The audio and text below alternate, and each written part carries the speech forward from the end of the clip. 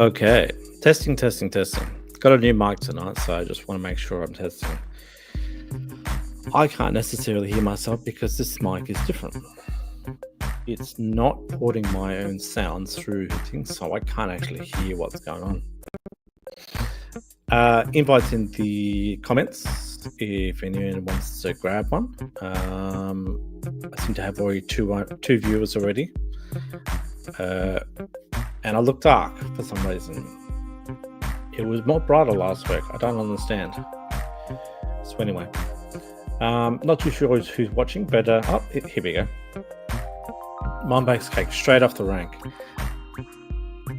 Let me go and turn the music off, and let me know whether or not you can hear me properly, because I got this new mic at the moment, and it's not giving me any feedback at all. So,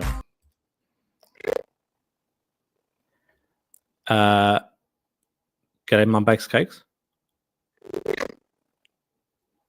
Your sound is not so good. I don't know if that's because of my setup. Okay, you've left and going to come back in. Do you want to just jump back in again? So, g'day everyone. How's everything going? There's been a lot going on this week, no doubt about it, a lot, and it's been rather hilarious. And I've actually this time around I've actually got a few things loaded up top. Can you speak? Yes. Any better? Okay. Yep. You sound perfectly fine. How do I sound? Perfect. Okay. Good. Because the only thing I can hear is the outside sound of my voice on the outside of the speakers. So the other one used to plug straight into the bottom of the mic, and so I always heard myself speaking at the exact same time. So I always could hear it, but now I just feel half deaf. So you just got to keep your kids away from them. That's all. Well, look, the thing is it was one of those Blue Yetis, right? Yeah. And the lead on the bottom was always breaking. And, I looked online, and apparently a lot of people have a lot of problems with the leads. So, yeah, I don't know. I'll have to get rid of it. Yes, how are you going? I saw today that it looked like you'd been timed out for 30 minutes on Toon's channel for some reason. Is that right? No, I timed out someone else on Toon's channel. Oh, okay. Yeah. And what did you time it up for? They were saying something about inbreeding and stuff like that. Right. That was inappropriate. Okay, fair enough. G'day, Jack of all trades. Hi, Swala and Mum. Lots of copium now. Bean. Is bean in relation to human being just above it? I'm not too sure. Yes, I saw that that human being had put a few comments in the messages prior to me even coming live at all. So yeah, I don't know. Coming to visit. Yeah, Jack of trade. Yes. Yes. G'day, Andrew. I actually do want to ask you a question, actually. So that's something I do want to do. Before I guess, move on, unless you have something pressing on your mind. No, I watched a few. Was on MC Tunes and they had Drunk the Bunk show, which was covering the Katsoy debacle. Yes. which you sped up five minutes of the of that, whatever his name is. Sovereign Souls talking. Not Sovereign Souls. No, Steve. And I was going to ask, didn't the DP debunks do something about Steve saying that his son tried to talk about him going to Planet Earth or something? Was that? I don't know much about what DP debunks has said. I have no idea. All I know is that he apparently was going to claim $1,000 from him, but I don't know why that is either. All right. Yeah. Never mind. It's Flirth Copium 101. That's what's happening anyway. Yep. I'm kind of wondering why I'm so dark. I wasn't this dark last week, so I don't know what it is. And I've got lights on directly above me. Last time I think I had it over there, the lights on over there, and it gave a side shadow, but I don't know. I'm looking pretty dark. You All are. right. So what I'll do is I will. But you're on camera, which is so surprising. But there we go. Look at this. See, if anyone hasn't already figured out, right? So Andrew Johnson says, "I'm free," right? Now this is one of the things that's on his videos, I'm free. and of course he says, "I'm free too." This is his other account. So, mate, are you trying to just pump up the views? Is that what you're trying to do here? Anyway, so I'll put that down. I will go and I guess I'm going to have to present these things one at a time, aren't I? Because that's the only way I can do it. Let me go to the present part, and I'm going to go to my first slide because I got quite a few of them racked up tonight. Ooh. And the first one I wanted to talk about was the Drunk Debunk show. Okay. You see it there? Coming up. Yep, that's it. Now there was nothing I really wanted to talk about this apart from the fact that it's talking about Steve, and he's done some funny drawings. Well, the drawings were really getting out of hand because people kept on popping in. Yeah. The only reason why I sort of brought so when this people video travel up to the ceremonial South Pole is because from I your countries, thought I've seen a lot of instances where people have watched something and they've been the one watching it, and I felt that I might be the one in the background watching the person How do they who's get there so watching, quickly? Because they get there pretty quick. watching other people who's watching. I'm not sure. Okay. But I know they go to Troll Station first. That sounded really confusing, but go on. Not really. What's But that, okay, sorry? anyway. What's that? Sorry. That sounded really confusing, but go on. Yeah, that's the thing. This is the thing. Is that there's so many people out there, and I don't know. I mean, you know most of my content. I'm trying to educate people, but there's a lot of people who are watching other people watching. Yeah. It's like watching Square. So, well, again, like we watch flat earthers, and we sometimes see our comments in the stream, and we watch those comments get replied to. So I guess yeah. Turtles all the way down. Yeah, well, that's it. But I mean, in most cases, I usually I don't know. I don't really sort of watch them to be able to, do a reaction video. I'm not really one to necessarily do reaction videos. Mainly because up until now, I hadn't really bothered to put my face on the screen at all. So you don't see my reaction. You just see my orange bucket head. Yeah. But in most cases, I've just simply I've set them up with a question, or I've watched them do a question, and I just wanted to clip that particular moment where they said something completely balls up stupid. Yeah. Well, so just before you go and play that total shit show. Well, I'm not planning on playing this one, and the only thing I want to do with this just like show you. It's like, what was your thoughts on viewing that interaction? Which one, Drunk Debunk or no Steve? Steve, yeah, Steve and Will, yeah, yes, and for Cat's-Eye, of course. Well, that is one of the things that I do obviously want to talk about, and like I think it's this one here, so I can go out there and let's close this one from the stage. And let's actually put the one I actually want up on stage. All right. Let's have a talk. I got an email from our ex-flat earther. Oh, who's that? Is it Andy? Annie? Andy. Yeah, what's his name again? Which one's Andy? You're not talking about Andrew Johnson. No, not Andy. Sorry, it was Nick.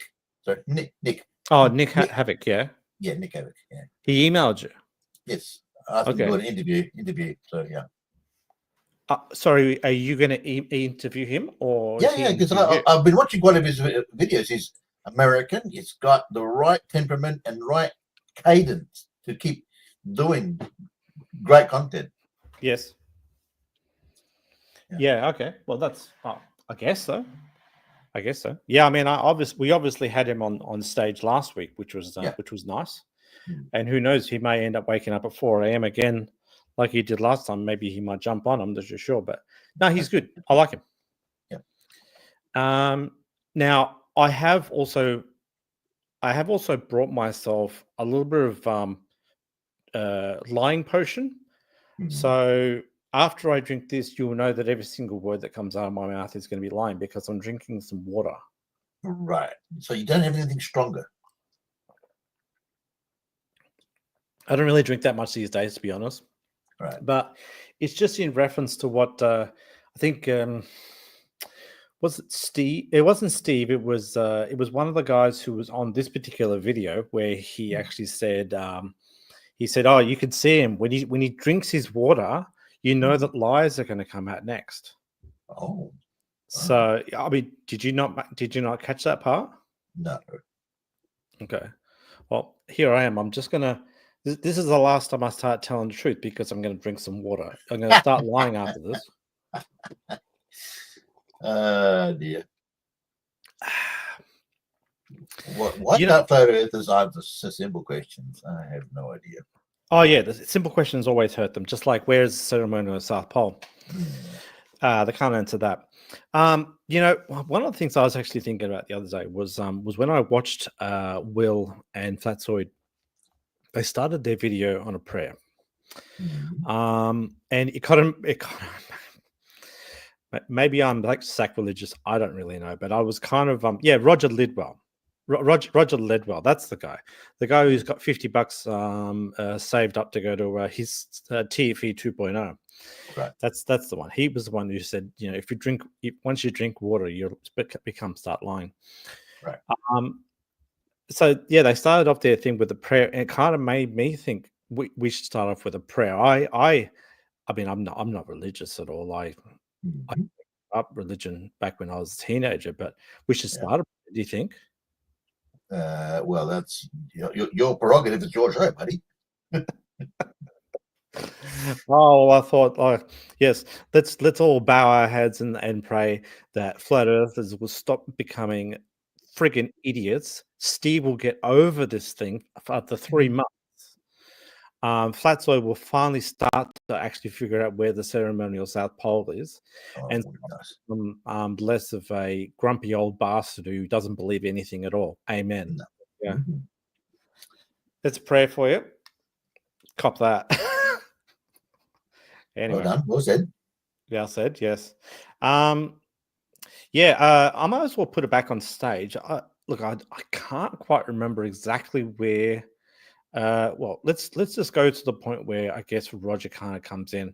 Oh, maybe here, have a bit of a listen to this. Tell me if you can hear. We're just trying to explain to this now. You made you made a gentleman's. No, I mean covers it. Where I mean, more questions that show to me. He said and said.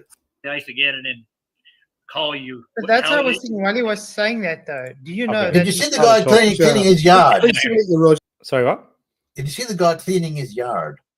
Oh, I'm like, what the fuck is this? Shit, dude! Holy shit! Please, we need to. No, what is like? He's already lost trust to start with. So why would we trust him to go take us back down the ice again and then call you? But that's how I was thinking. I don't know. It's obviously going to be kind of hard to catch the exact moment when he said that that drinking a glass of water is when the lies start. But hey, that's where we are. But yes, full on. No, you're 100% right. What I think Drunk to Bunk Show was actually showing. Where was it? Here we go.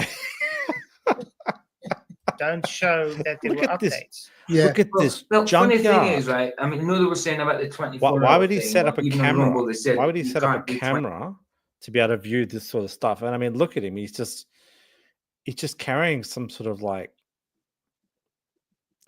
I don't know. Yeah, it's I can't even remember what the hell that thing is, but obviously it's one of those things that just bloody, slices up. I thought it was a mower at first.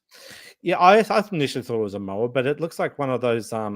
Well, I think Drunk to Bunk Show was saying he was just, turning the soil over or something. But I actually wonder whether or not it's one of those things that trims edges. But it's got 2 blades on it, so I don't know. Whatever. Yeah. Right. Even at one point in time, he even points to the camera and like kind of gets people looking at him, and he's going, "Look at me! I'm pushing this damn thing." Just like, okay.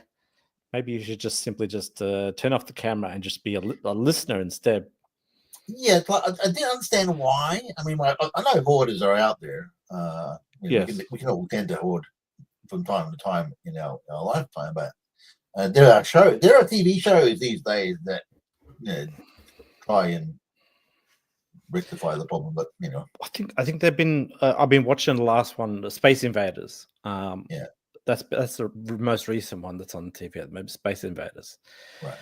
And I very rarely watch any TV at all. It's mostly Yeah, mostly just I only put the kids shows on for the bubs. So yeah. But SpongeBob SquarePants. Sorry? SpongeBob. Yeah, SpongeBob, exactly.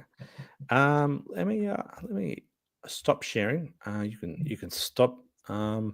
Okay, so there's been a few things which have happened this week, right? Haven't they just? There's been the eclipse. You were going to show something about some launch. Yes. Wow, it's been full on. Yes. So and then we get from the flat earthers is, no, that's fake. No, that didn't happen. No, you weren't there, so that was not real. Well, see, that's the thing. Before you say anything, see that blood moon you're showing on the screen? Yes.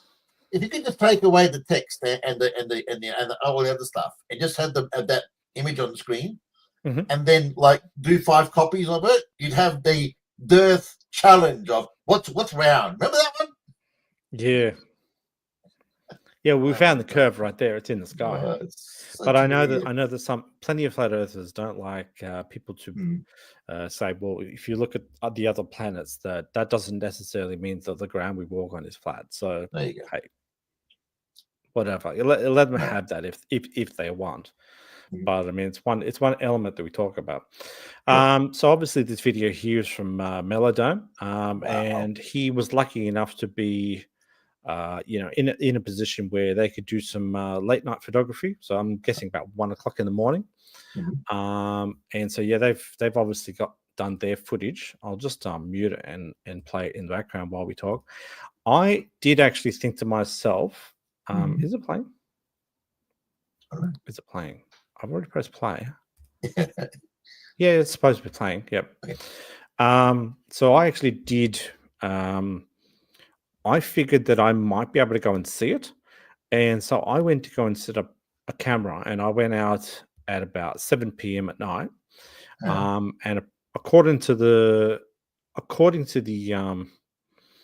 your time and date website, my sunset was supposed to be 7:20, and my moonrise was supposed to be 7:20, and we'd only see it for a few minutes. We'd only see a chip of the red for a few minutes. But when I got out there, I saw the sunset. The clouds were very strong and all covered up, and I didn't really get my chance. So I waited about an hour or something like that, and that was when I slowly started to see a peek through the clouds. But it wasn't, it kind of looked white by then. So I think I didn't really get the chance. I've seen one. I've seen them here quite a few times. So. Yeah, I've seen it. I've seen a few too. But yeah, I mean, I was just hoping to capture this one because what I felt, because I had a sunset of 7:20 and a moonrise of 7:20. I thought I'm technically at the very outer bounds of what a selenelian is. And selenelian has, been the talk of the town, over the last month or so, including some of the videos I had done too. So I thought, shit, I'm actually potentially, if things go right, I'm potentially in a position where I can see a small amount of selenelian, but it did not work out. I mean, I'm not really clued up on what a selenelian is. Okay, so that you understand what a selenelian is, right? Yeah.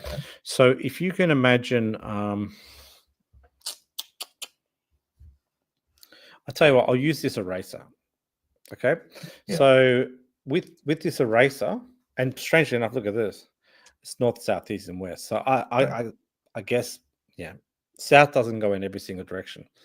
Here we go. Just 1 second. Okay, so if that's the moon, right? Yeah. So the selenelian. So if you if you're let's say this is the Earth now, actually. So we're looking back towards the moon.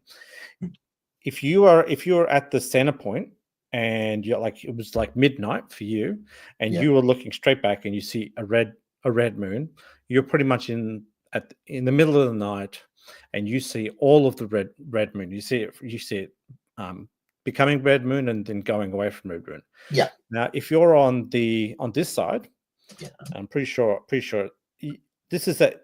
If you were the person, you were the moon, and you're looking back at me, I'm the Earth, right? So the afternoon sun is bending through towards the camera right there, like that. Yeah.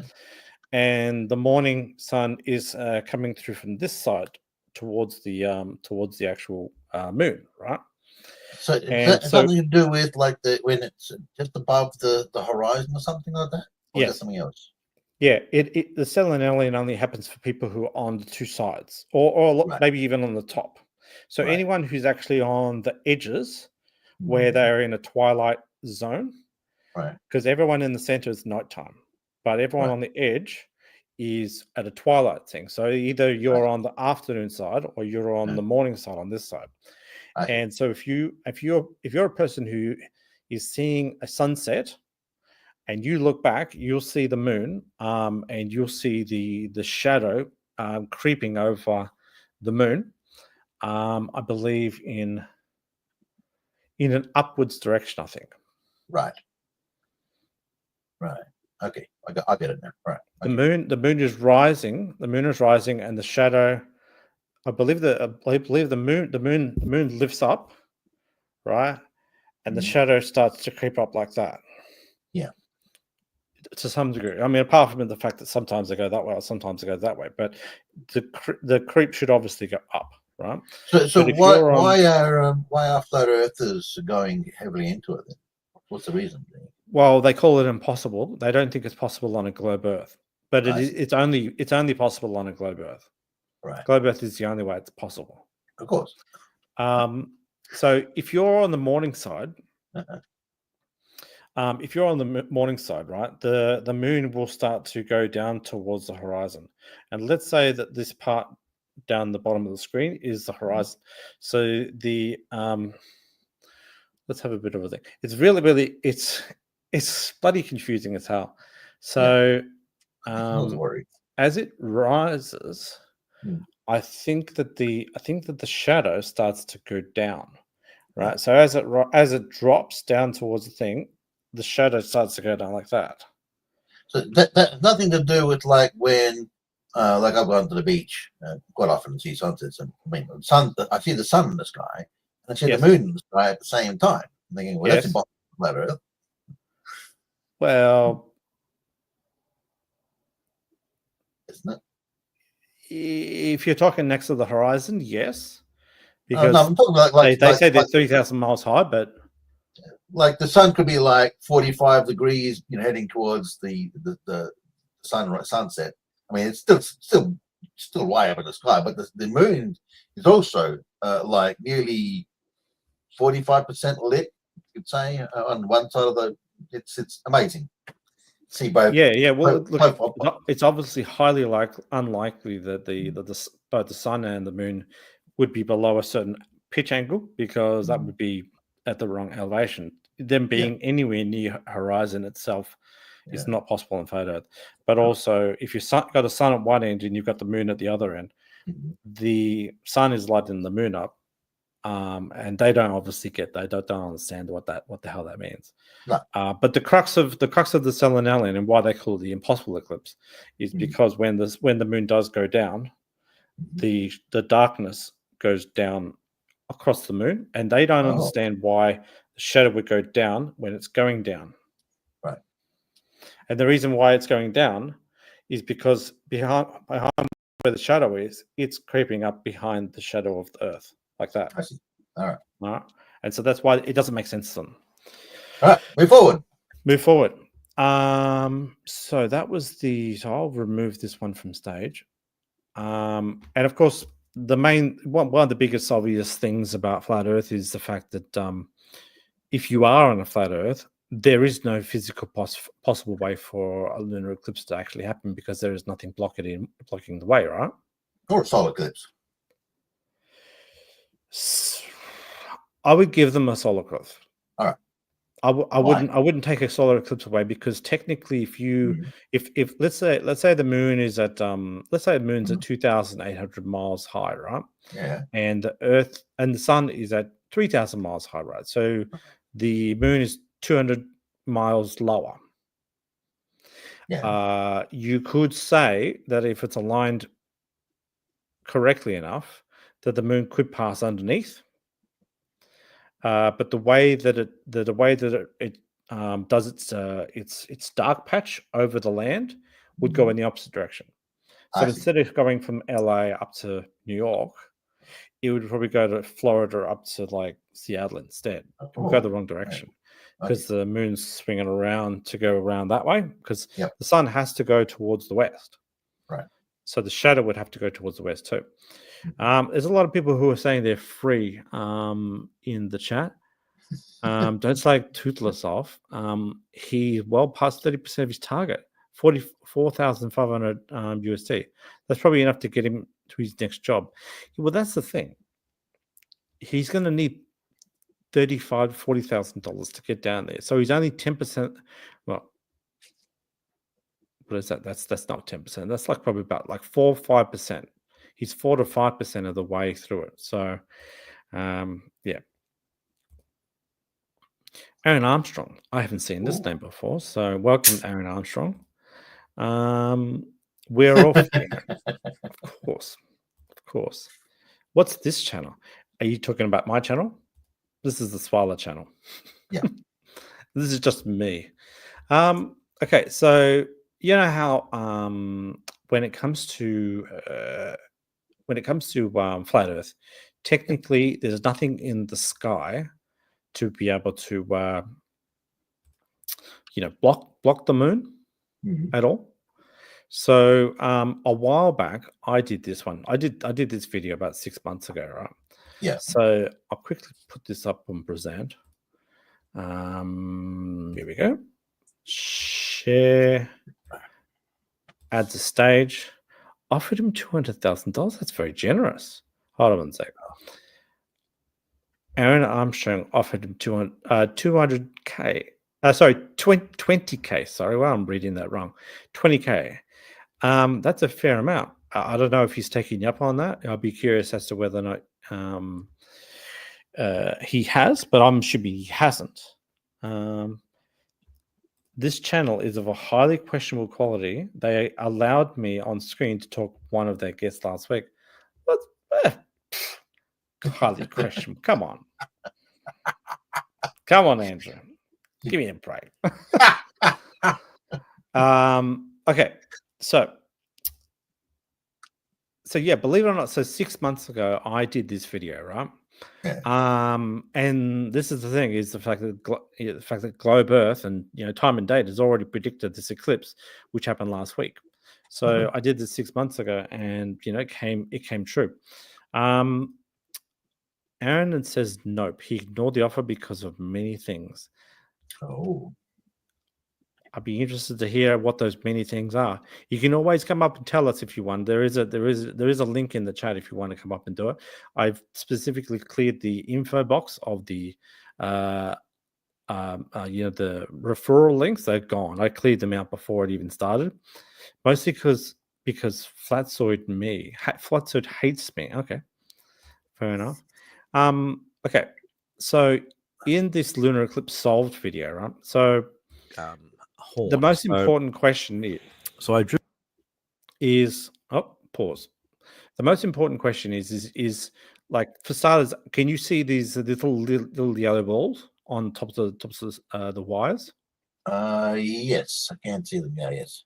3 wires up here, and there's a little yellow ball. Yeah. Now that little yellow ball is a 32 mile wide, or aka 50 kilometer diameter sun ball. Oh. Okay, so I drew these little tiny 50 kilometer diameter sun balls, and on the other side I did I guess on flat Earth, it's 32 miles again as well, isn't it? It's 50K diameter moons on the opposite side, and I painted them green, right? So if we put tails on those sun balls, we call them sun dogs? Yeah, nah. Right? They were happy to see me. They were wagging their tail, trust me. But just I just went ahead and drew it in SketchUp, and I did it as best as I could to scale. Right. So I might So you're using a map. They say they don't use a map when they're using a map. Well, this was 6 months ago, see, and so 6 months ago they still had the map. Right. This is prior to TFE, right? This is prior to the final experiment, so it must have been like September or something like that. And so I obviously used the AE map, and as you can see, I drew all the sun and moons 3,000 miles high, which I think was about 4,800 kilometers high. Mm-hmm. Did the three the three targets here, right? I found the approximate what you'll see on the previous one. See, so I looked at this, right, and I targeted roughly where the sun was. It was underneath like Oman and stuff like that, and the moon was like, on an angle towards like from Hawaii and San Francisco or something like that. So I used those calibrations to basically plot. Here we go, to plot some locations. So as you can see, there's a sun here, over Somalia and Oman and stuff like that, and the adjacent one is over next to Hawaii. So I used that formula to just draw it out. And what I might do is I might put the video on and let the 6-month-old me actually speak for itself. So yeah, here, have a listen.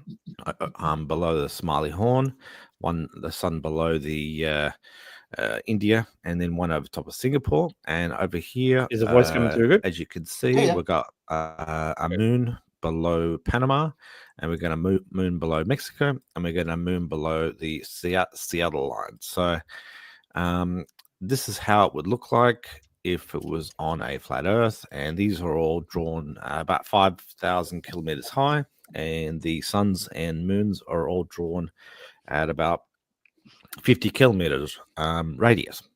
So they're all matching, and as you can see, this is the way this particular lunar eclipse should happen. So as you can see, the sun should be able to shine directly onto the moon, no worries at all. In all directions, they should be able to light it up 100%, just because 10 minutes earlier than the eclipse and 10 minutes after the eclipse, we should have a full moon.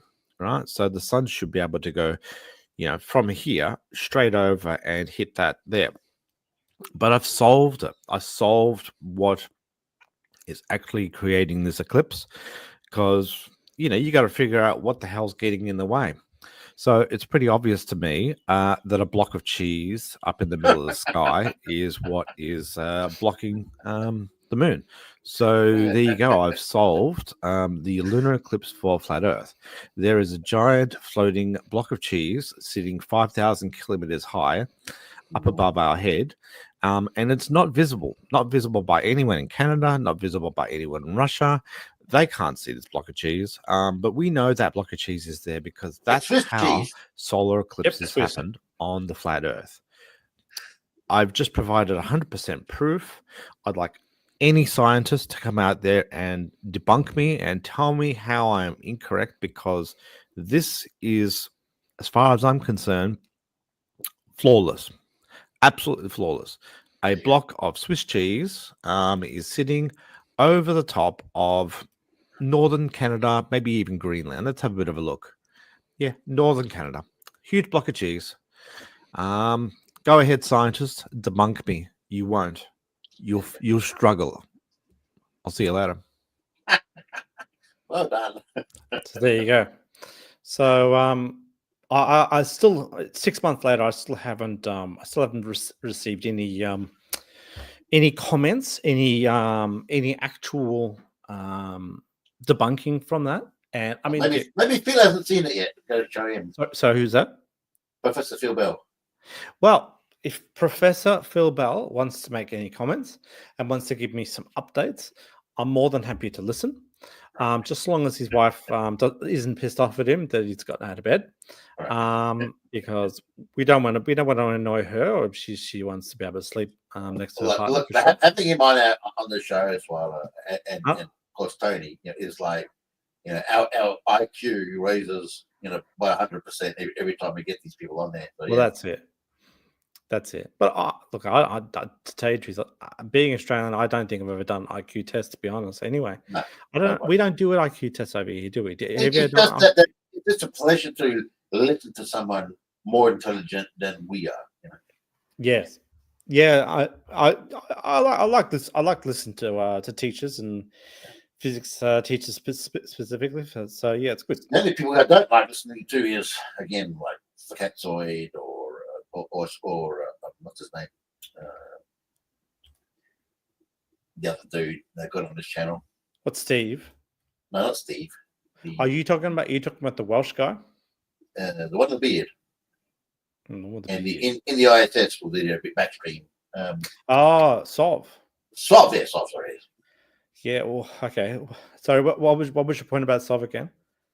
He's always slandering, calling people names. That's the only thing he has. And no one stops him. And it's like, what the heck? Yeah. That's the only thing he does. I've never seen anything of decent quality come out of his mouth. It's always been just berating people. So he's just a fucking idiot. Well, I might mention this to anyone. I mean, I think most of us know the only time that a flat earther resorts to calling us a name or calling us the P word or anything like that, we automatically win, because they've got nothing to counter the arguments we're giving him. Does that mean I lost because I just called him a fuckwit? No. There are exceptions. Okay, well, I'll call him a fuckwit again. Yeah. Anyway, here we go. So maybe Jack might be able to help me out with this one. It says, I can prove it's not Swiss cheese, not enough diffraction through the holes. Ooh. I did actually have someone. It may have just been actually you, to be honest, where someone was saying the Swiss cheese is not. No, it was something Melon Lord. It can't be cheese because it would shine. I think he's trying to say through, because he said tough. Shine through the hole eventually. So that never happens. So we have to come to the conclusion that it is a mango. No, maybe it's a blue cheese. Well, someone did also say it was blue cheese, but I felt seeing as the guy's name was Melon something. I don't know why he would say it would be a mango when he should be saying it's a melon. But anyway, I guess he's not. He doesn't really want to pick it himself, hey? What's next? What's next? Okay, so let me see what's next. So another important thing happened, and as far as I could tell, I didn't see anyone talk about this today. Right. From the flat Earth or globe Earth sort of zone. So let me get this back on stage. Oh, sorry, I'll turn this Jack of all trades thing off. Okay, so I was in one of Vlad's channels. Oh my God, you survived! And they all said that they all did a vote. They voted, one or two, as to whether or not the people from the people who are up in the ISS are going to make it back to Earth, or whether or not they're just going to die up there. And there was a whole bunch of people who were writing down 1 or something like that to vote that they're never going to come back. And I was the only one who voted 2 to say that they will come back. And here we are a week later with the Dragon capsule splashing down in the Gulf of America next to Florida and getting everyone out. So. Yay. And there was quite a few people I saw. It was trending like crazy today, and that's the thing. Most of the flat earthers didn't believe. Well, first of all, they don't actually believe that the 2 people were trapped up in the ISS at all. Right. And second, they didn't believe that they would ever come back. Right. they probably thought they would just be simply disappeared. They would just simply disappear them. But we know for a fact that well, as you can see, they touched down, they got extracted. It took a long time, I have to admit, but I guess it's kind of like when you land and you're on an airplane, you stand there for a good 20 minutes waiting for other people to stop grabbing bags over your head on an airplane. So Yeah. it's like that. Yep. But I saw that there was a whole bunch of dolphins who came to visit as well. If you see over here, there's a couple of dolphins. Yeah. And they're all having a bit of a swim around it. So, yeah, Amazing. fantastic stuff. But no one talked about it today. And I got to admit that probably about a month and a half ago, I was on Vlad's channel, and we were talking about how it is that the space shuttle, it would fly in at like 26,000 kilometers per hour, right? Yeah. And how it would just not obliterate. And I said, well, as it comes into steady amount of air, it will begin to slow down dramatically, and that's why the high degree of heat is burning off the underside, because they're shedding kilometers per hour, like so quickly by re-entering. The amount of friction they're developing by going through all that air is just unbelievable. Right, it is. Yeah, it certainly is. They're coming in faster than the speed of sound. And they got these, asbestos. Well, they were using asbestos back then to slow descent down, but still they're coming in like a brick on fire. It's amazing. Yeah. Yep, pretty much. And for many years, I didn't really understand fully the theory of skipping off the atmosphere. Even though in theory it kind of makes sense that sure, you would come down and then you would you'd bounce off some air, but it's all about that angle of the trajectory angle, the angle of attack. And the fact that the Earth is round, right? If they come in at a certain angle, they'll go into a point where they reach the maximum amount of friction, but then they actually fly through. They actually fly through the edge. If you think about it like this thing again, if you're coming through at an attack angle that just slices the top off, you're coming in. You're building up more friction on that air, but your trajectory allows you to bounce out, and then of course as you lift back up higher, then you'll start to slow back down again, and then enter on this attack angle around the corner. I'm not sure if that's the case though. I've never, because no one in because they've got very very intelligent people, smart people with PhDs, doing the math and everything. No one in our history has ever been bounced off the edge, or the firmament, you could call it. Yeah, well, of course, we bounce off the firmament. Yeah, I think there's probably been plenty of people who've come very, very close to our atmosphere and bounced off, but they probably have the plan to do multiple entries to just come in and go back out, come in and go back out, just to continuously slow down, like a bouncing ball. Yeah. Yes, possibly. Well, maybe the Russians did in the early days, but. Yep. I can see Where's Wally in the chat now. Ooh, and I actually did want to ask him a question. Now, I don't know if you've seen any of my videos recently, but I've been lacing a few of my videos with an inside joke, and I'm wondering if he's noticed any of my inside jokes.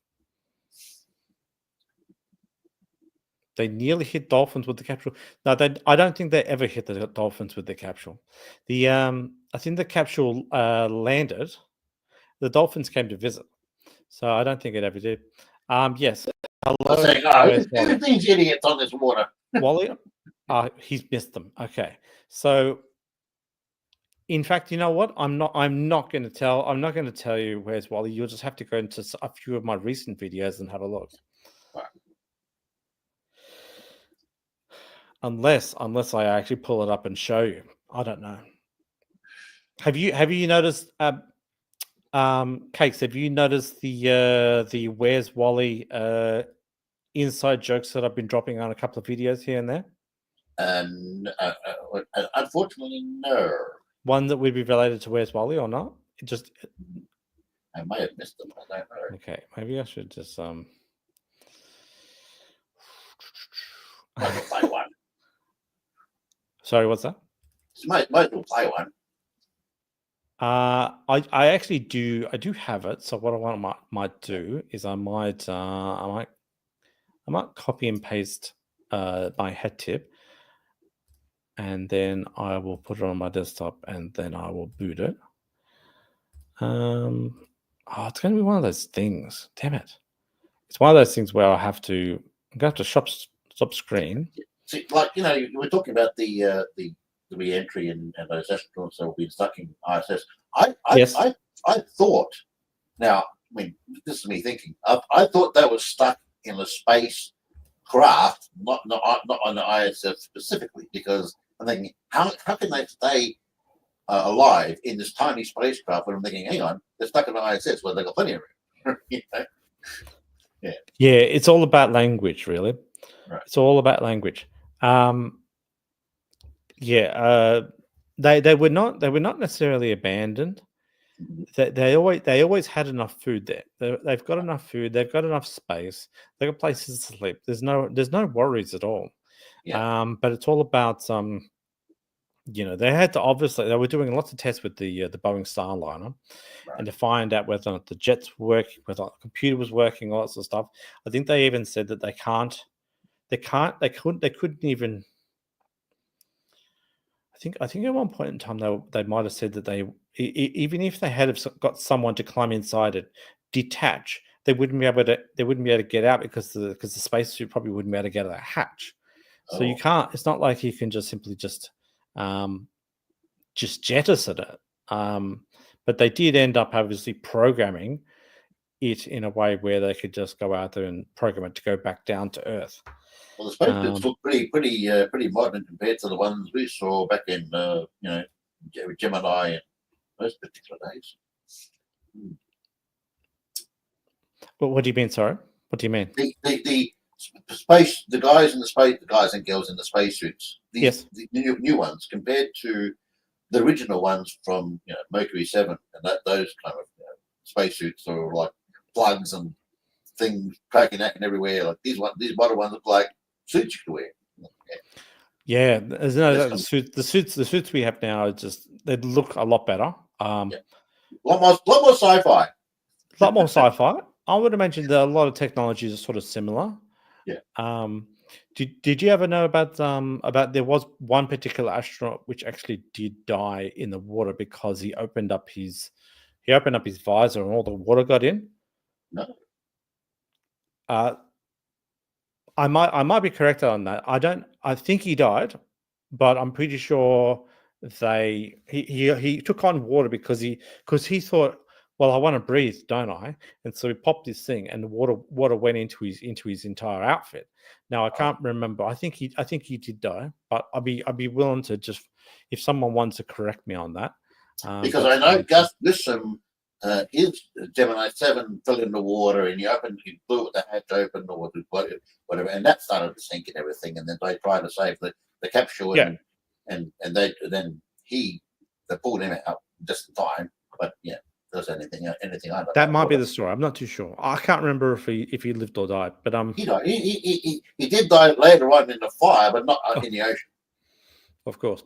I feel that I'm not living up to the amount of lies I'm supposed to be doing, so I'm going to have a little bit more lying liquid. Okay, so we were up to the space thing because as you mentioned, no flat earther has covered it because it disproves flat earther. Anyway, so here we go. Well, in the tray, I have my Where's Wally joke, and so I'm going to put it up on stage and let it play. So I think it's a fairly short one, so I'm gonna just shut up right now. It's the legendary Swallow. G'day, everybody. It's the legendary Swallow. So yeah, I decided to get an image of myself, chop my arm off, crank it, and then make a GIF out of it. Right?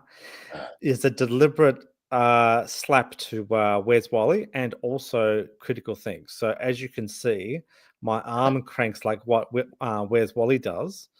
And I also say legendary in the way where Critical Think usually goes, you know how Critical Think says, "Oh, I'm the legendary Critical Think," and then he has the clapping in the background. Yep. So yeah, moves like my Wally arm exactly. so that was the thing. I already had the image of myself in the jumper, and so I just simply cut my arm off and stitched it. So yeah. Bit of G'day, funniness. everybody. It's the legendary Swallow. Well done.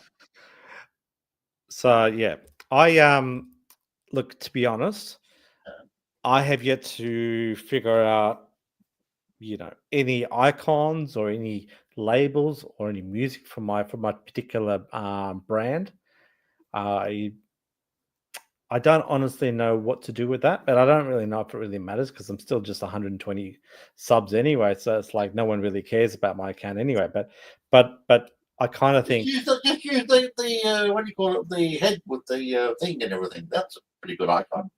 the what? This one, the one I just posted. Yeah. Yeah, I mean, look, I'll post that on a couple of videos to see whether or not Where's Wally actually noticed. But it seemed that he hadn't noticed. So yeah, but Right. I don't know. I was just having a bit of fun for about half an hour. I just did a bit of Photoshop and stitched it together and did a sound. And I've been lacing him in a couple of videos just to get him to notice, but I don't think he noticed. So Yeah. I've pointed out these things. subtle. Okay, so Where's Wally says that would be very subtle for me to get. Well, trust me, you would have, if you would have seen it, you would have gone, wait a minute, why is my arm cranking like a robot in the same way that his one does? Wow. So Where's Wally does who do means quick might content. want to explain what this one means? Did I miss the jerkle of derplings? You missed No. some things, but you can always rewind. But yeah, There's been so many derp things of life. It's been hilarious. Yeah. Do I have anything else on my rack? I've got the SpaceX thing. I've got Drunk to Bunk, Let's Talk, Total Eclipse, and then the cheese. There was only one other video I went back to watch again, and I think it's something that it needs to really, really it needs to remove from share. Yeah, it needs to it needs to make a comeback, and I'd like some people to revisit it. And that is Cold Hard Logic. Oh yes. Like he's cool. I mentioned him in my video as well. But I'm not sure if you have heard. I did mention the Spurs Chemo is coming back into. He seems to be putting his presence online quite a bit these days.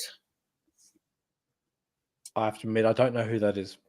So let me give you a bit of a backstory, if I may. Many years ago, like when I was brand new into this stupidity called Flat Earth, I went up against this guy called Spurs Chemo, and he threw in some really red herrings, and I just didn't know how to answer them. Again, I wasn't a debater, was brand new, knew nothing back then. Still don't know much anyway, but if you go to MC Toon and also to Culture Cats absolutely demolished him when he tried to say he was good at math, and Culture Cats just gave him some math questions and he could answer them. MC Toon and Reg Reddick have utterly destroyed him, but he showed himself recently in Whatcat's streams of recent under a different name. Okay, but you just recognize the voice. Yeah, same voice. Okay. And it's same bullshit. So, the flat Earth is growing in leaps and bounds. Thinking, well, that can't be true because flat Earthers are living like fleas out of a boat, or rats out of a boat. No, they're not. No, they're disappearing. Trust me. But I have actually noticed. I've noticed a few people who are supposedly been dormant, and some of the dormant ones have come back. Yes. Like I noticed there was like if you saw the copium session, a Dr. Cat or something like that. Dr. Z hadn't posted in like 5 years, and he started posting 1 or 2 videos and started getting on that, that KIC Kingdom Context sort of funeral evening. Yeah. And that was going to go like those people on that funeral procession. I haven't seen any videos from them from before. It's like ages, like D Marble or many of them that I don't even have heard of. Like, hang on. Yeah. There's your content these days. The only thing I know about D Marble, because I don't watch any of his content at all, because he is obviously too old for me, is that what do you call it? It was a level or a compass on the aeroplane. That could have been him. He also used to live in a van. I mean, him and they all live in vans. They're all fucking homeless. Or basements. That just like that Nathan guy. He just lifts up and puts a dome on top of his head because I was so surprised that Nathan and Richard were on the same channel and they didn't get into a fight. Didn't get in a fight? Yeah, because Nathan stole from Richard. Oh, really? Yeah. I didn't know much about that. I mean, I only recently discovered about this duck outfit last week. So I didn't realize he stole anything from Richard. Yeah, like they had a bromance. Like they got together and they met up and everything was cool and doing this flat Earth destruction thing, and they went on a road trip, and all the PayPal money was going to Nathan instead of Richard. Mm-hmm. And Nathan was drinking up all the money with beer and everything, which is like, this ain't right. Yeah, starting to come back to me actually. I think I might have heard about this. Yeah, definitely. Yeah, look, I don't know. I personally don't really kind of care that much getting into the inner politics of things. I just want to focus on like facts that we can talk about. Yeah, that's right. But these are like the backstories to the people who we that think that the flat earther is real when we see where they're coming from and what their lifestyles are, and you go, and especially like the guy with that shed. You go, these guys are flat earthers, maybe because they're off the grid and don't have education, or they just don't. Yeah, so it's debatable. But they're too busy making their backyards dirty, full of tarps and broken lawnmowers and stuff. So like you did an experiment where you went out and you explained the selenium. I haven't said a word again. Selenium. And like others have done these same experiments, and we've over and over shown the world that we live on to be like, and yet flat earthers, we don't have any part of it. And it's weird. Yeah, well, like a lot of the time when I'm listening to some flat earthers, and a lot of them say nobody's ever done particular observations, of curvature and stuff like that. Right. I'm like, you guys just don't watch anything that we do. No. Just don't watch anything we do. All you do is just watch your own shit and go on Discord and then talk your trash. Because I literally, I literally like I was talking about with people voting on Vlad's channel about whether or not those astronauts would come back from space. Yeah. He did another one where he said to everyone in the chat, he says, "Okay, chat, give me a 1 if you watch Jeranism anymore, right? Give me a number 2 if you still watch him, right?" And the entire chat, you should have seen it, which is like 1 1 1 1 1 1 1 1 1, I was the first one to put a 2 in because I said I just started recently watching him like a little bit more. So like 10 or 15 people in a row, all flat earthers who used to be subscribers of Jainism, were all in that chat. And they all were writing that they were all unsubscribing. So the second that the narrative doesn't go their way, they're out. They're gone. Oh yeah. So yeah. And like I wouldn't. I recently subscribed to him. I didn't really want to subscribe to him for a long time. He was a flat earther, but because he's now putting out good content for the globe side, well, okay, I can subscribe to him. Yeah, no problems. Well, that's it. Just be careful. You might actually start liking these people. Yeah, that's the hard part. Yeah, I tend not to subscribe to flat earthers, but I will go on their channel and watch them sometimes. All right, I'll go if I can stomach it. I'll stay about maybe. I'll time myself right. Maybe 5 seconds on Nathan Dunkley's channel. Dunkley, I don't know who. Oakley, sorry. Oakley. Oh, yeah. Seriously? Oh, I can't tolerate. I just can't tolerate him. Yeah. I can't tolerate him. I remember him getting I remember a short video of like 3 minutes where he got this guy who looked like he was completely stoned out of his fucking mind. He was just sitting there going, huh? Right? And he was like, "Oh, did you know that that you can't have gas next to a vacuum?" He goes, huh? Oh, God. And he says, "Yeah, you can't have gas next to a vacuum, so that means globe earth is debunked." Blah blah blah blah. I'm like, this poor bloke's just stoned out of his mind, doesn't have a fucking clue what's going on, and he just gets blasted by him. I'm like, oh, it looks terrible. It just oozed of shit. It looked so bad. So so we've had, as you mentioned, a lot of globe evidence over the last few weeks. We've had, you mentioned the return of the specimen from space. Yep, we've got two astronauts come back. Yeah, we've had the lunar eclipse. Yep. The red sun thing. Yes. Moon. And obviously, every single time you have a lunar eclipse, 2 weeks later we're going to have some sort of solar eclipse. Wow. Now I can't recall where the solar eclipse is going to be. Is it going to be up in North Canada or something? Go look it up. Sorry. Go look it up. Find it.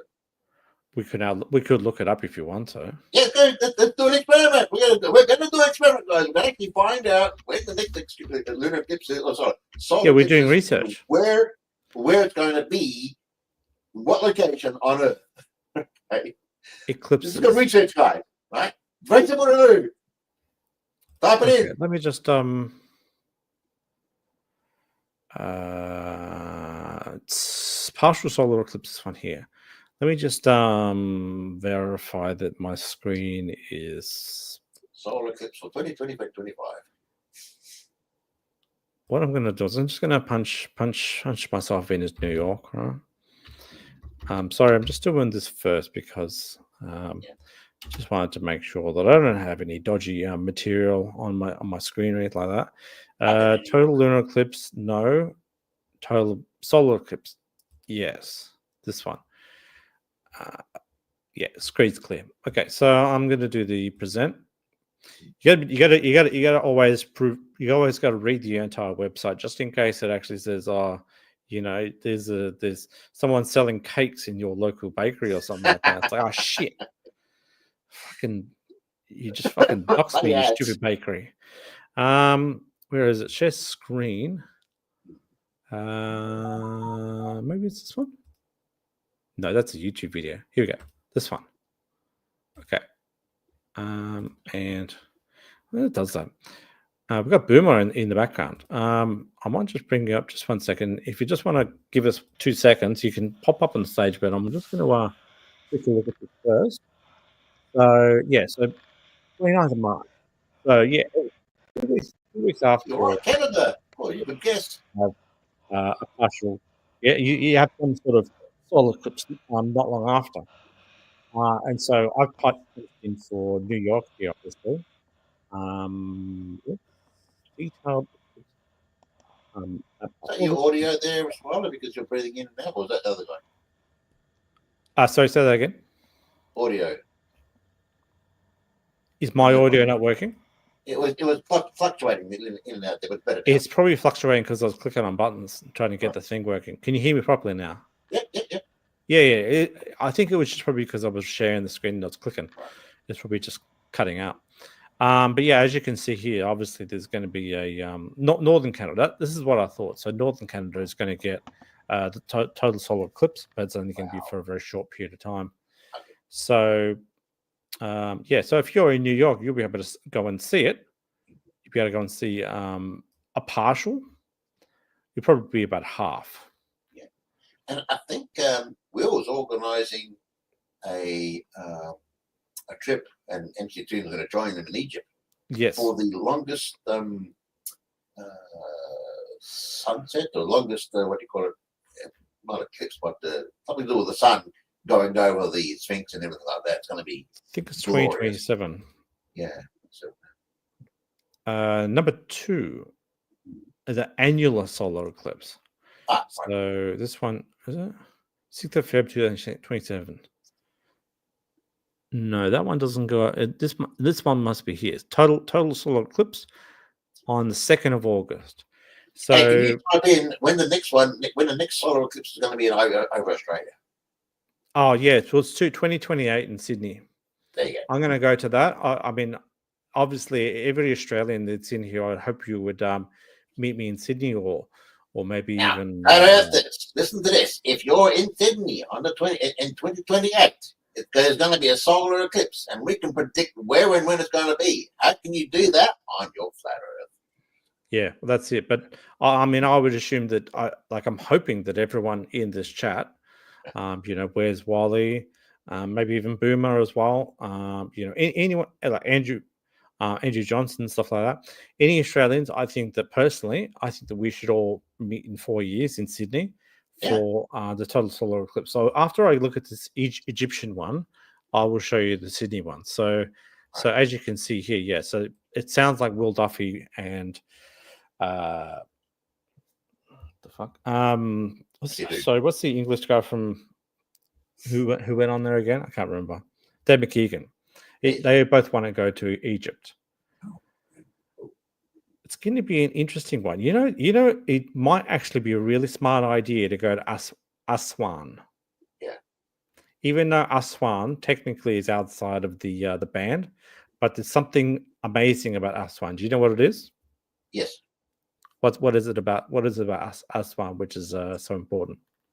Well, they've got the what do you call them? The pits where they've got these big, huge structures, and inside these structures is the what do you call it? The flower of life that's been cut into the granite. Okay. Was that something else? Maybe, fair enough. I mean, I have to look at it, but I mean, I mentioned Aswan because that's the city where Eratosthenes did his well test. Oh yes, sorry, right. Yes, you have it right. So I was thinking something else. Right. So the well was in this particular town.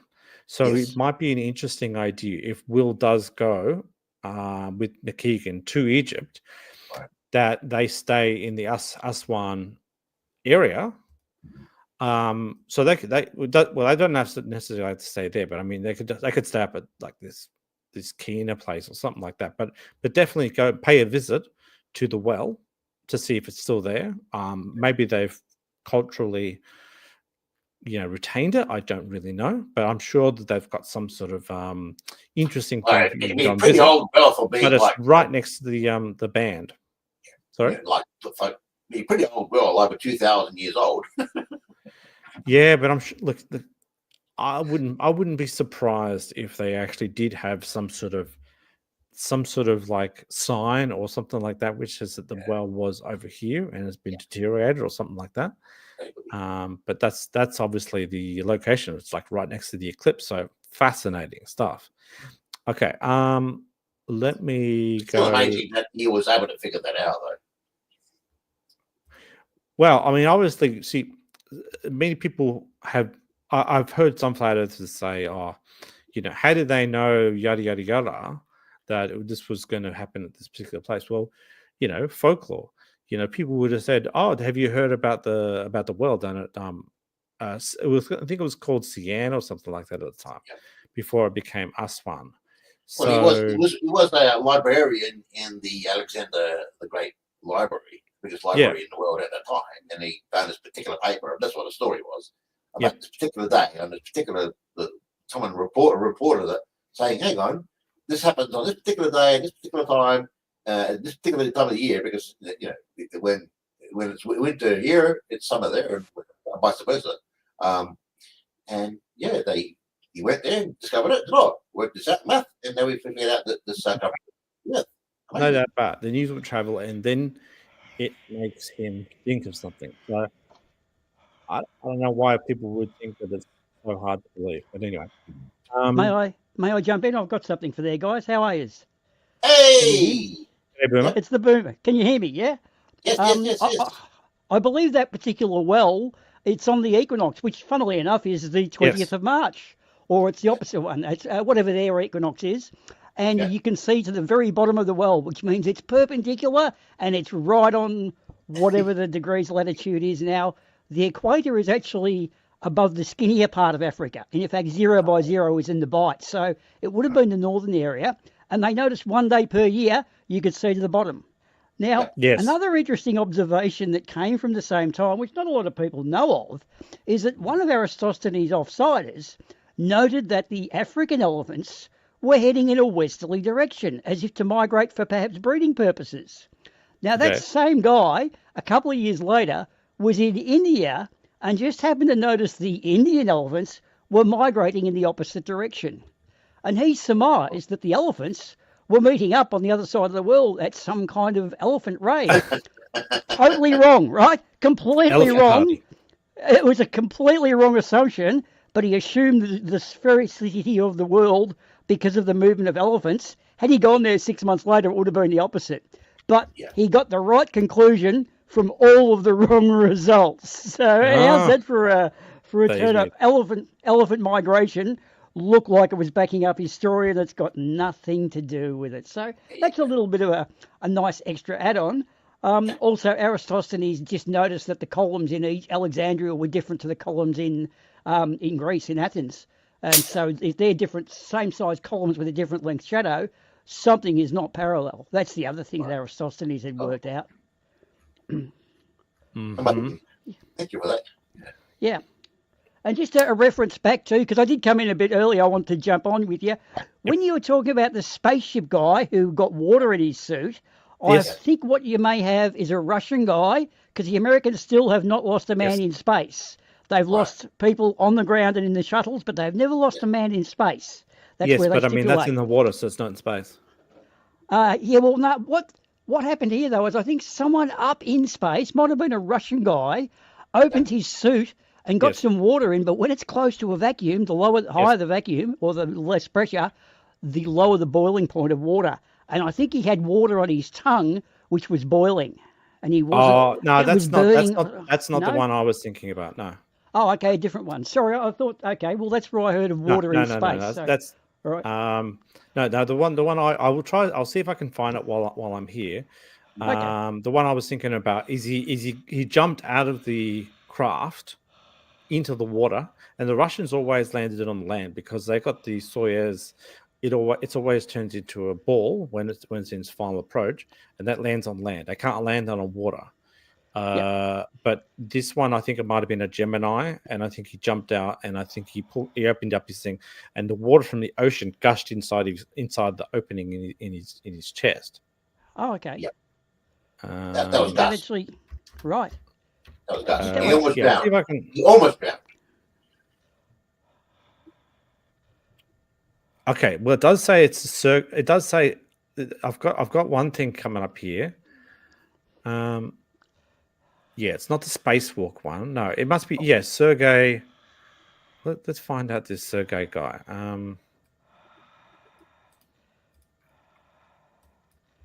Sorry.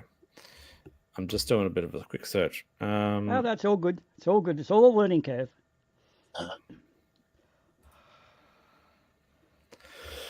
Okay, before. Well, this is quite a thing.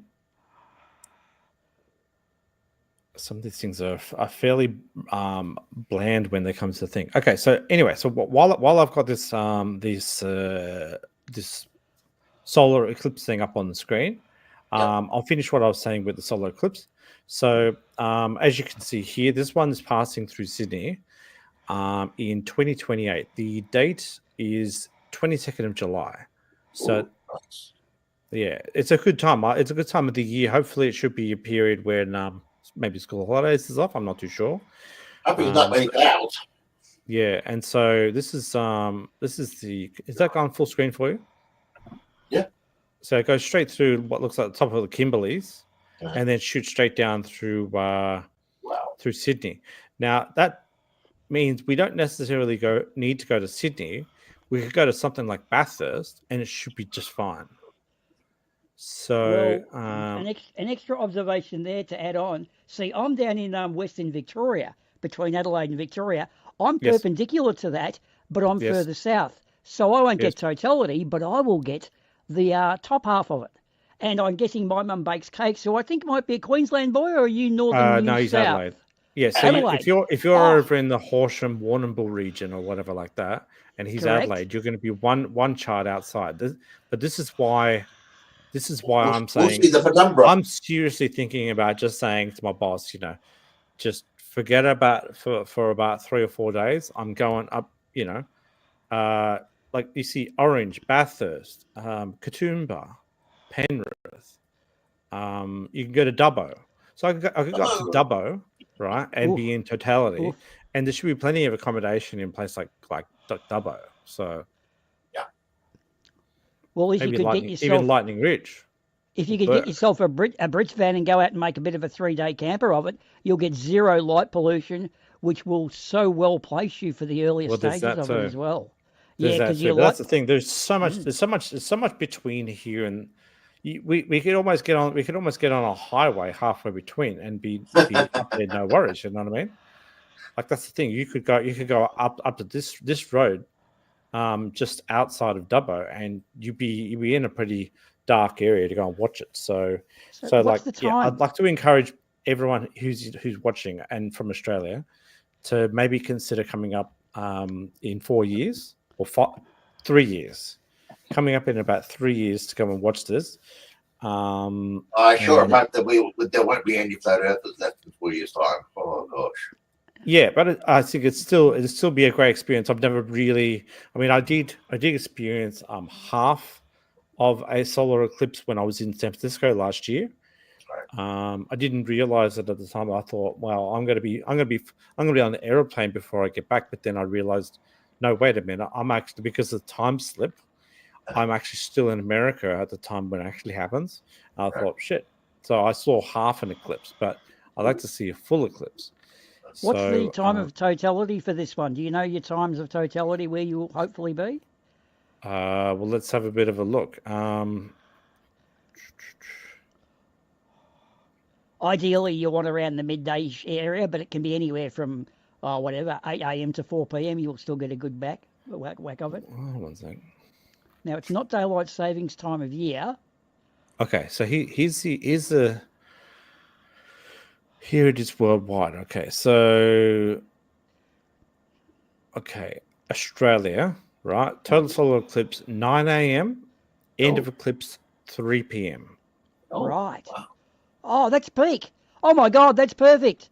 That's peak at midday. So, dude, you are in the golden spot. It is. It really is. Oh, I don't think we can miss this. This is the thing. So I'm encouraging everyone to meet me up in. Somewhere up in New South Wales, we'll pick a town like Dubbo or Burke or something like that. Just get away from the city, and we could go out there and just wake up at 9 in the morning and start the eclipse happen, and we could just watch it all day long. Well, all night long because it's no longer day because it's eclipse. So what do you call that? That's it. And then by the time 3 o'clock comes, we can all go and have a bit of a pot and palmer down the pub. So yeah, which sounds I think it's a so good idea. fucking. That's so Australian. That's the Australian eclipse experience, Bloody if oath. anything. Yeah. I love that, mate. That sounds awesome.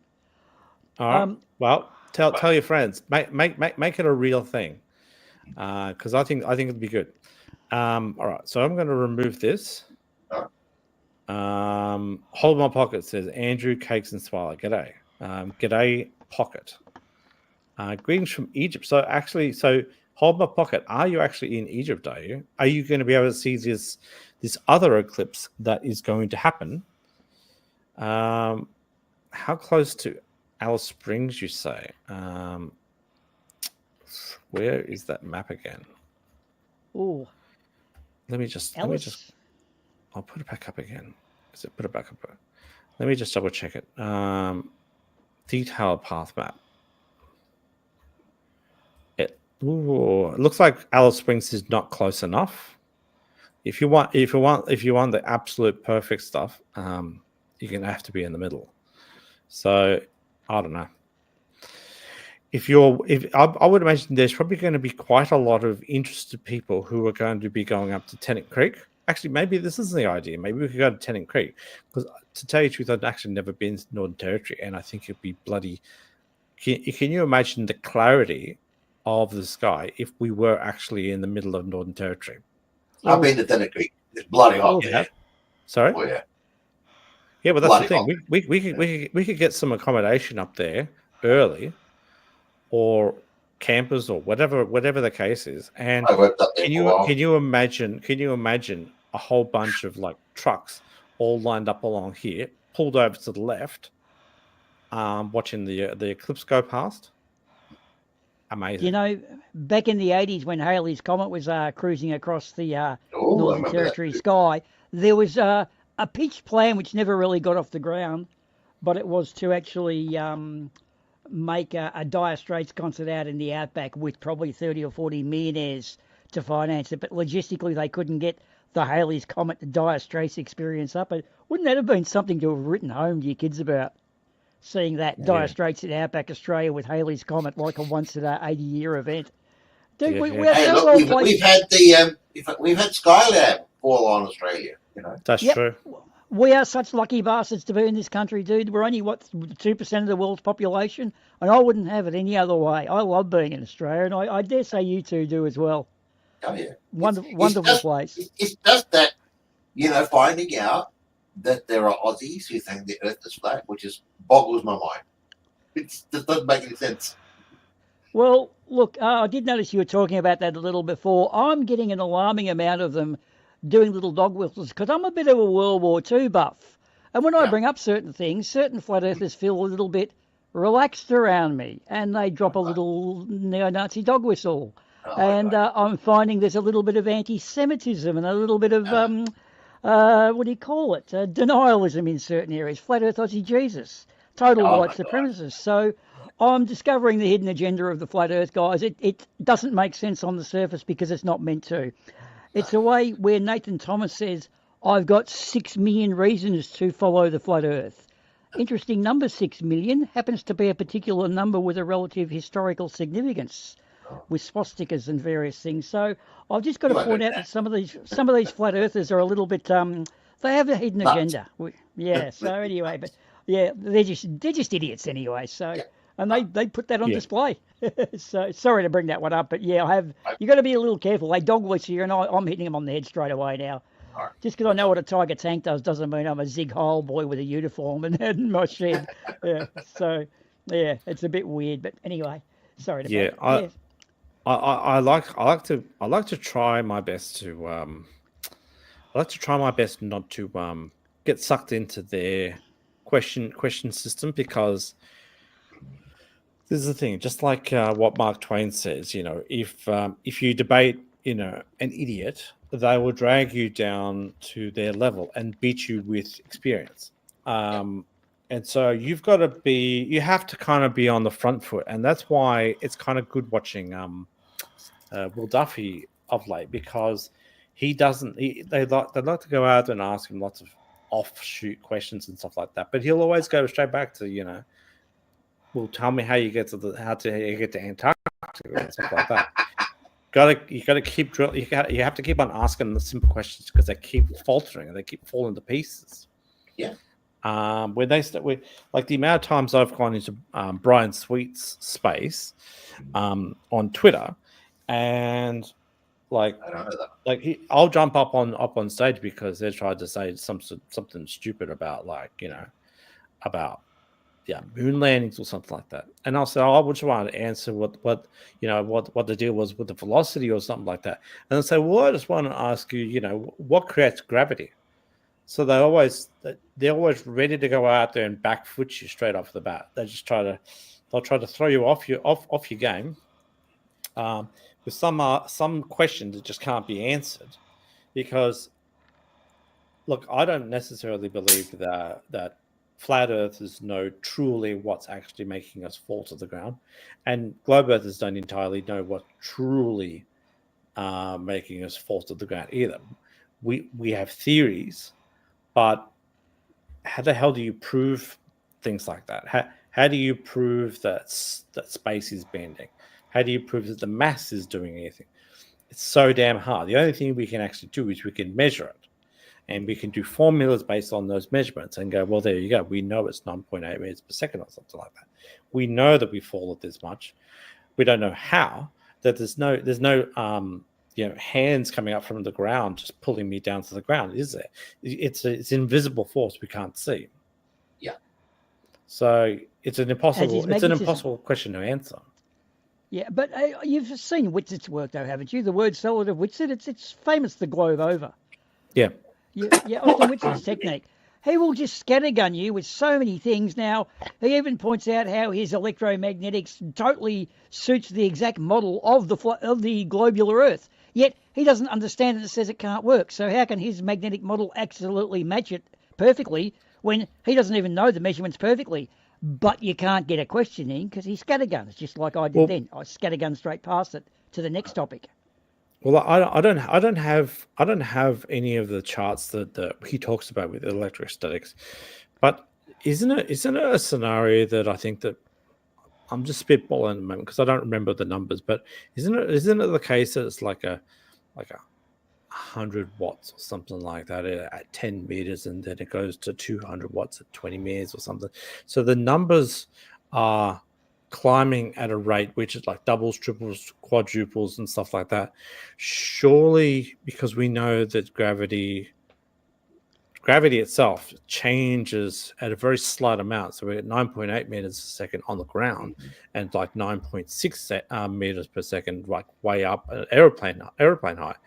So surely some of the charts that they show where let's say it's 100 watts at ground level, that'll be like 99.98 at 20 meters and 99.97 at 30 meters. And so the gradient should be small. It shouldn't go boom, boom, boom, boom, boom, like half. So, but I don't know. I can't remember the chart. I can't remember the chart they used to show. But just when you... Because any measurement they give us is they don't give us measurements from the start. Well, yeah, no, they can't give us it. None of these pictures that they show us actually creates a formula for why anything does the way it does. I think Mythbusters showed us that basically they were trying to drop a car, and anywhere over 550 meters is superfluous, because the terminal velocity will always be achieved in that meterage. So if you go up to 10,000 meters, in fact, the space shuttle burns up because it's coming in too hot. A lot of things with space, it's not like acceleration in a car that we perceive as get in car, accelerate, take off. That's acceleration and also velocity and so on. Space is about getting fast and faster and then trying to slow down, because slowing down is equally as time consuming and energy consuming as speeding up is. So space is a completely different world, and we don't know it. In fact, what was the physics answer? I've got the answer to your question, but it's for a circular chicken in a vacuum, which we never have. Yeah, like what crossed the road, the chicken or what came first, chicken or the egg? Oh yeah, I've got the answer, but it's for a circular chicken in a vacuum. So there's that. Now, they rely on the fact that science is the art of minimising doubt. Nothing is proven. It's only mitigating evidence points towards a certain outcome. It's always got a disclaimer. They play on the disclaimer. Oh, you can't prove it perfectly. Yeah, well, your sky theory doesn't exactly prove it perfectly either, but you can have your God belief, So it's tricky. Carl Sagan, science is the art of minimising doubt. And they hold up a spark plug and say, how does this get you to work in the morning? Well, am I going to explain all the ins and outs of the operating principles of a car to explain how you get to work when you've got a spark plug in your hand and you're going to doubt everything I say? Like, willful ignorance is a very powerful tool, isn't it? Which is why they love using the nah defense. Yeah. But also, when you do notice it, what I place more minimising doubt on is how they lack of argument. They don't really have positive claims. They just don't claim anything. They just deny what we say, and we have to prove it. Well, bad luck, buddy. My car still got me to work. I don't know how the spark plug worked, but it still got me to work, didn't it? So where do you draw the line? That is such a tricky one, isn't it? Do you know something? Well, one of those comments in the chat just made me think about something that I watched this week. Did you guys happen to catch? I think Professor Parks having a bit of a bitch on Culture Cats against Will Duffy. Did you just catch that this week? No, but go on. Tell us what happened. I'm sure Mum Bakes Cakes would have seen because he follows cats. Mm-hmm. Yeah. Now, well, I mean, it's been happening a bit recently where, do you know Professor Parks? Yeah. I do. Yeah. I think the story was that he was complaining that, that Will Duffy did his great job in Antarctica about this final experiment. But yes. Being a young creationist wasn't gelling with this whole idea. It upsets him. Yeah. It upsets him. It upsets him that Will likes to believe in science when it comes to defeating flat Earth and talking about Antarctica, but then he doesn't like the fact that he's a young Earth creationist. Which, I mean, I don't really care. Really, I mean, and I'm sure that Will doesn't really care what other people think about his young Earth creationist side of his ideas anyway. He just wants to talk about, as he said, he would rather just talk about the existence of God.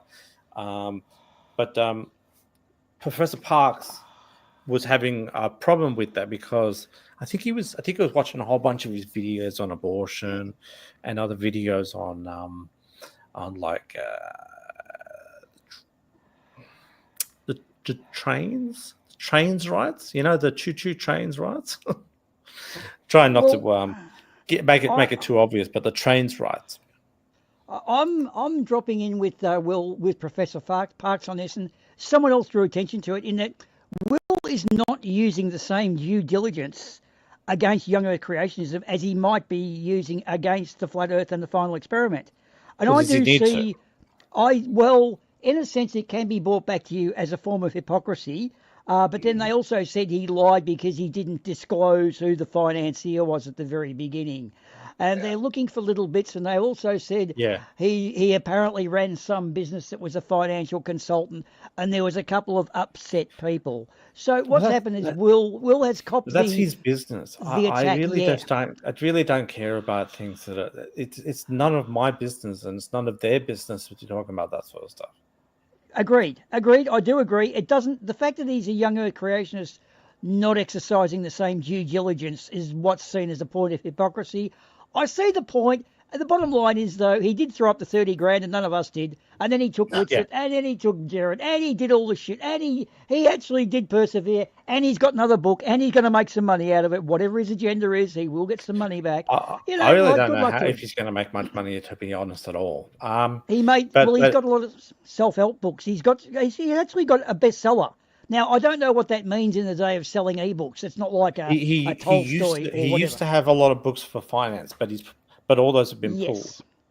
Yes, and he did make some money out of that. And if he makes a book out of this, maybe Human Nature.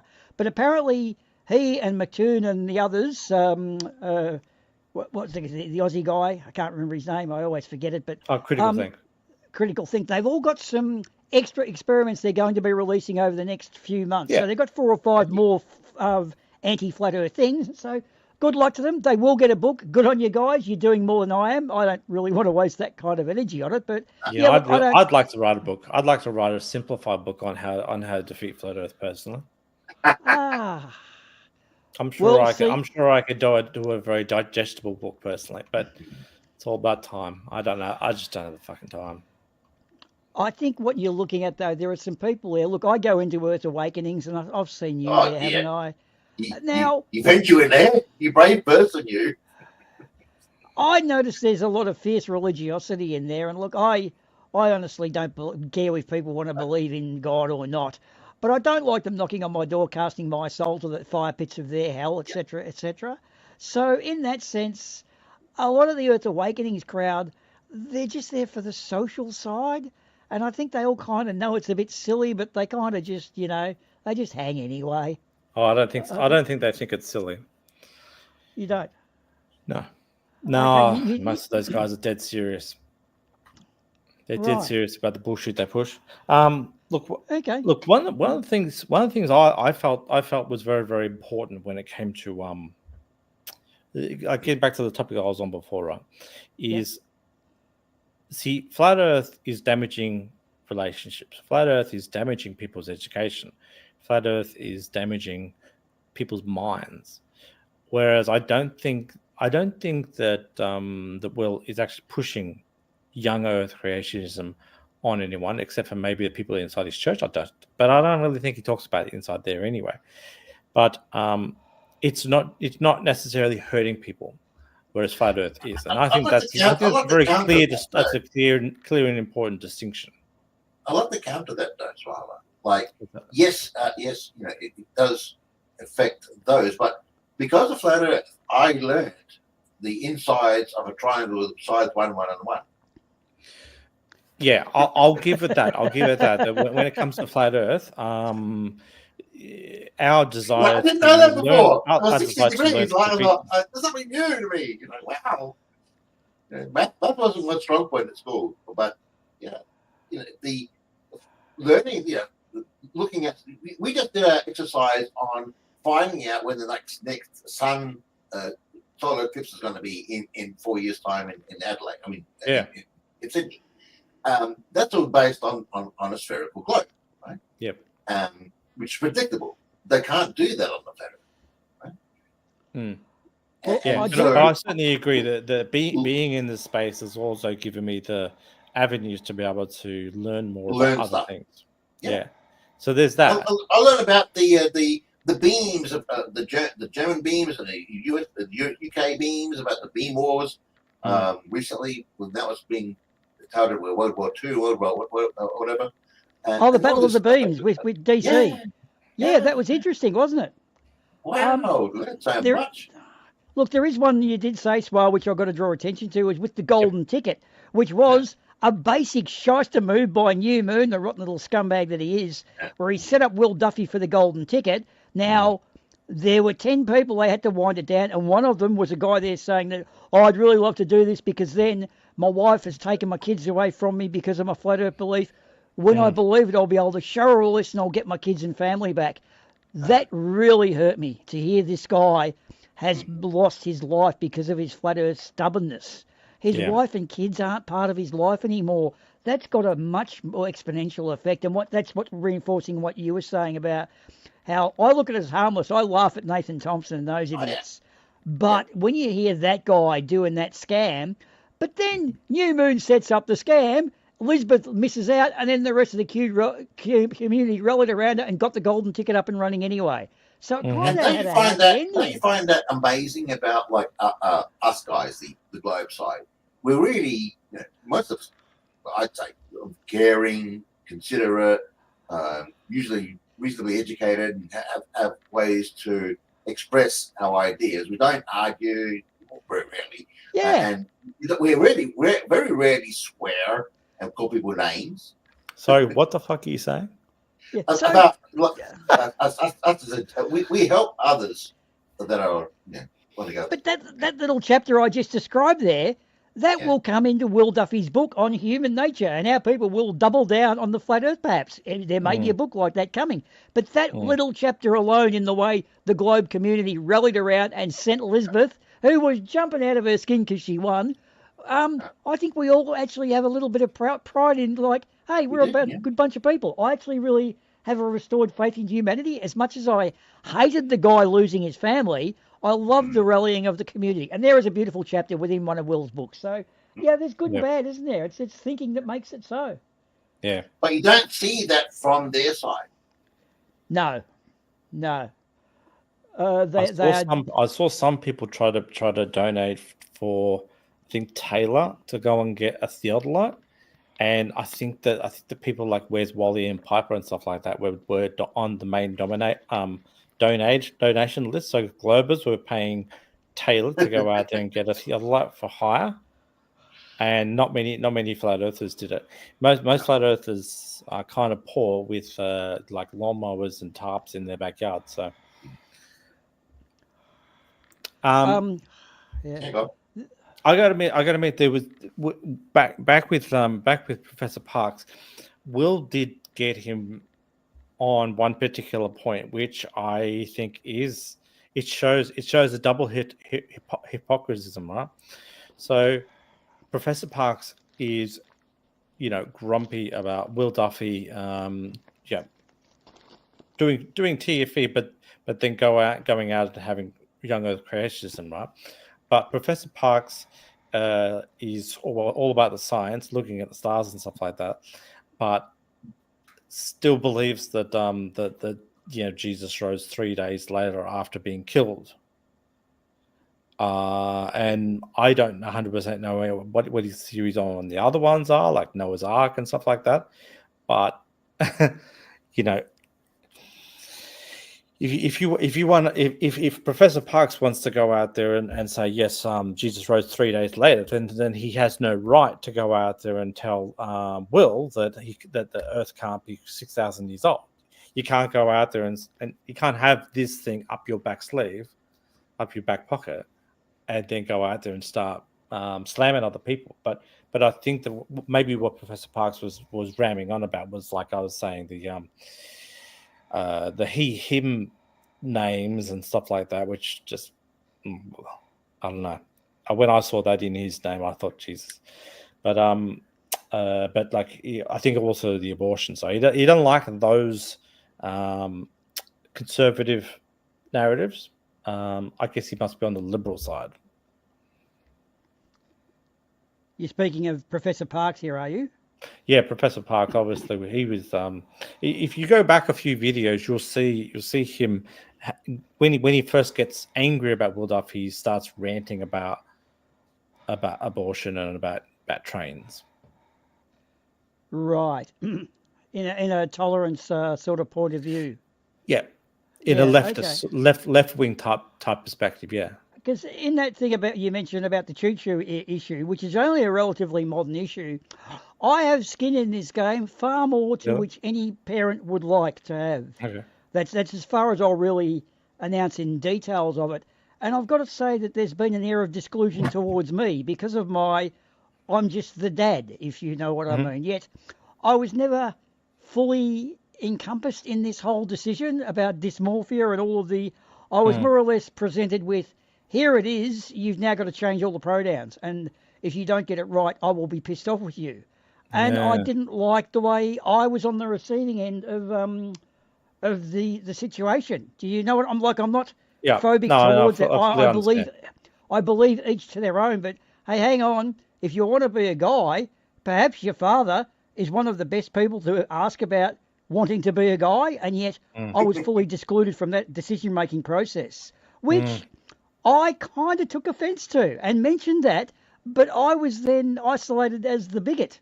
But hold on, the bigotry, well, perhaps it went both ways. I don't think there was bigotry. I think it was miscommunication. But, so I've been dragged into the issue myself and I still haven't made my mind up on it.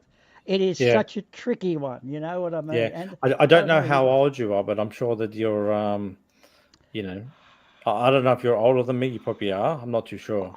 But, I'm close to but 500 certainly dog we're years. from the older generation, and the older generation is like, none of this shit was around when we were kids. Nope. Well, it sort of was, but I do remember there was a particular lady-looking person who had a 3-day growth when I was about 17 back in the 70s. Well, that's that's the thing, is the fact that like all throughout the years I've enjoyed plenty of things like Tootsie and Mrs. Doubtfire and all that sort of stuff, but we all knew that was a bit of fun. You know, Priscilla was a bit of fun, things like that. It wasn't going up and shaking its dress in front of our faces, so we didn't have to worry about it. Yeah. It's the fact that it now follows us around everywhere. Like, I literally go down to the shop, and if I wanted to go into like Optus or Telstra or something like that to go and change my phone, I'm presented with pictures of bloody makeup from top to toe, and I'm like, all I want to do is get a phone contract. I don't want to see fucking dresses with the butts cut out. You know what I mean? I'm not quite sure what you're getting at here. How are you equating getting a new phone to some sort of sounds like you've gone to the wrong bar. Banner. It's on every single poster. Oh, okay, right now. Like if you put the TV on, and like someone's advertising, like a Mitsubishi Outlander or something like that. There's probably one of them fucking driving it. You know what I mean? Oh, okay. Well, that was totally unnecessary. Why didn't they put Russell Coight on there instead?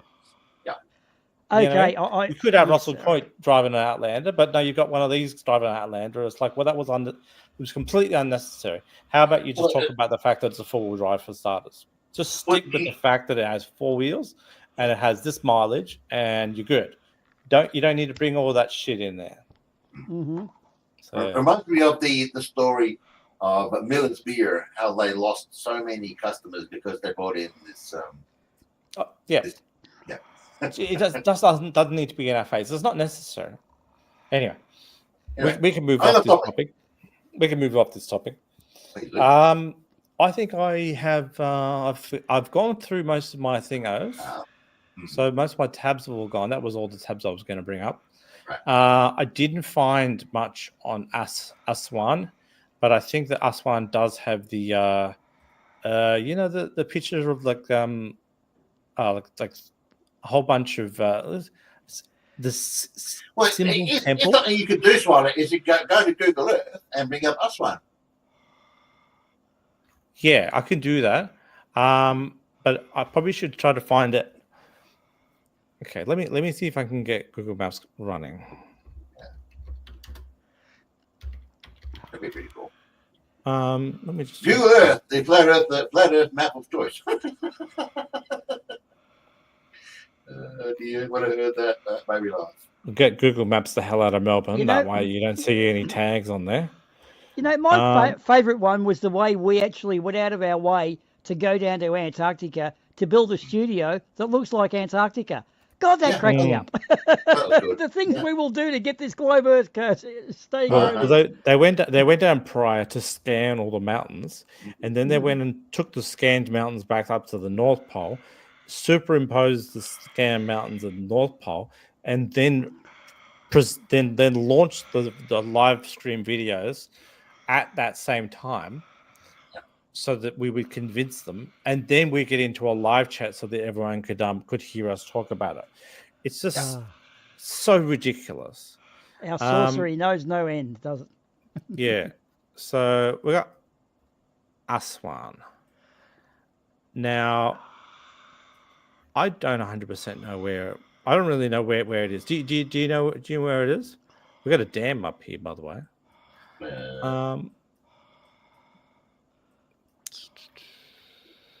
Well, why not Google it first? Because it won't give you the location. Like, Google that. I don't know. I don't. I tried to Google the Aswan well, and it didn't come up. Okay. Yeah.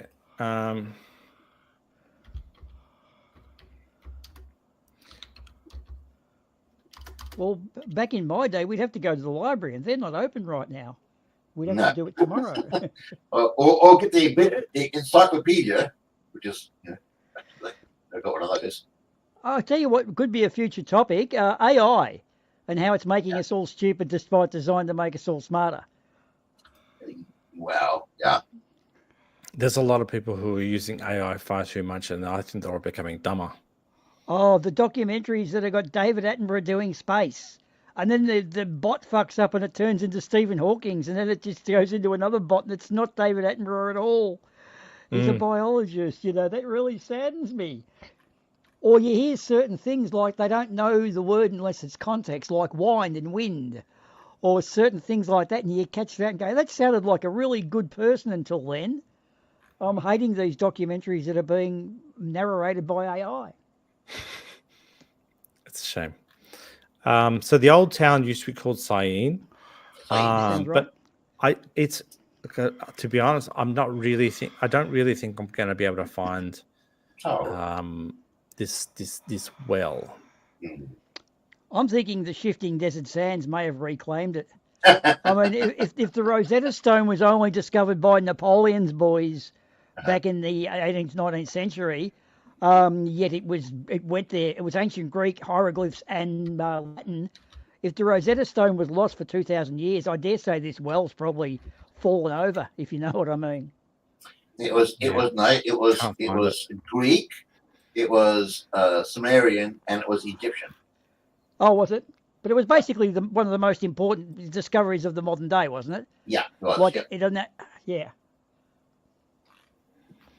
And they were looking at the cartouche, and because the cartouche was in several places on the Egyptian script, and then they looked for the similar in the Greek one, and then they were able to figure out who it was. So, yeah, amazing. Yeah. Hey, I just dropped a pin, and I've come straight in to have a look at this this store, and this store's called Shitter. Shitter. Anyway. Shitty walk. The road's a bit unmade there, but I'm sure that it looks really nice when you're actually there. I mean, this is pretty rundown places in this world, and it does always feel nicer when you're actually there and you see all that culture there. But look, I've got no idea where this well's going to be. It still would be interesting. Well, I'm imagining we could, through clever detective work, it would be on a particular parallel. Whatever the parallel of the axis was, the offset, 23 degrees, it will be 23 degrees north of the equator, I would guess. So, or near about. So, yeah. 0.24, Well, 2406, okay. 2411, 2399. Well, 1 degree is 70 miles, isn't it? So that narrows it down, but not to the point of finding it just by having a bit of a visual. Look, if we're going to 23.665 or something like that, that's going to be down over here. So there's nothing down over here. Well, I think a lot of it. Yeah. Alambarkab? I don't know. Didn't they measure it from Alexandria, and it was so many hundred stadia, and they weren't quite sure which particular stadia they were working on. So, yeah. Look, it's got to be near enough, close enough, because if you think about it from like 23.6 degrees versus 24 flat, you're only talking about like half a degree out of whack anyway, or maybe even like 0.4 of a degree out of whack. So it would have been, at the time, would have been near enough, good enough. Well, they had the ultimate tester insofar as they had the well, which was only correct one day of the year. Yes. And that was by total circuit. But then Stonehenge was the same, I believe. That was not so much a summer area, it was a predicting the winter, because you don't get the winter right, you're going to die. Yes. Oh, and that reminds me, actually, that does remind me. It's the 19th of March right now, which means in 2 to 3 days, we've got the next equinox. That's why I came in. That's what I come in to celebrate that. I said that. Yeah, we're just about to strike it over. So right now, the sun will be going around the horizon at Antarctica. If Will and the gang were down there now, they'd be seeing the sun down at virtually sunset, isn't it? It's going to go according to the South Pole. Yes.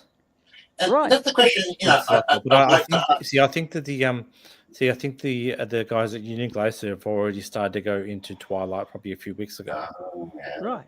So they're already starting to get nighttime. Okay. Mm. So, but they're not exactly on the You can't go back there now.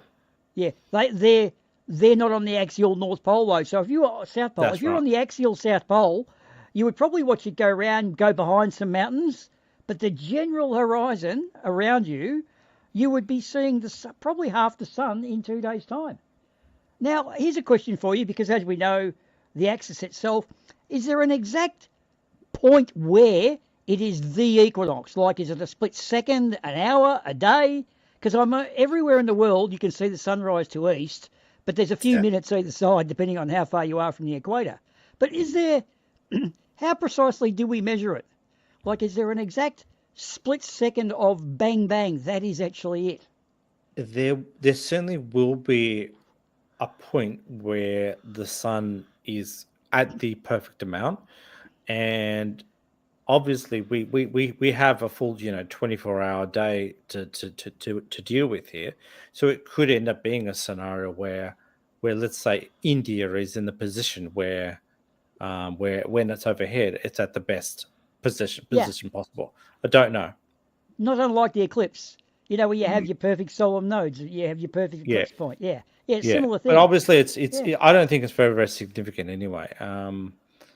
I don't think to be the exact time frame is all that important, because the truth is, even if it was over top of India, you're going to have to go halfway down to the ocean to be able to be at the zenith anyway.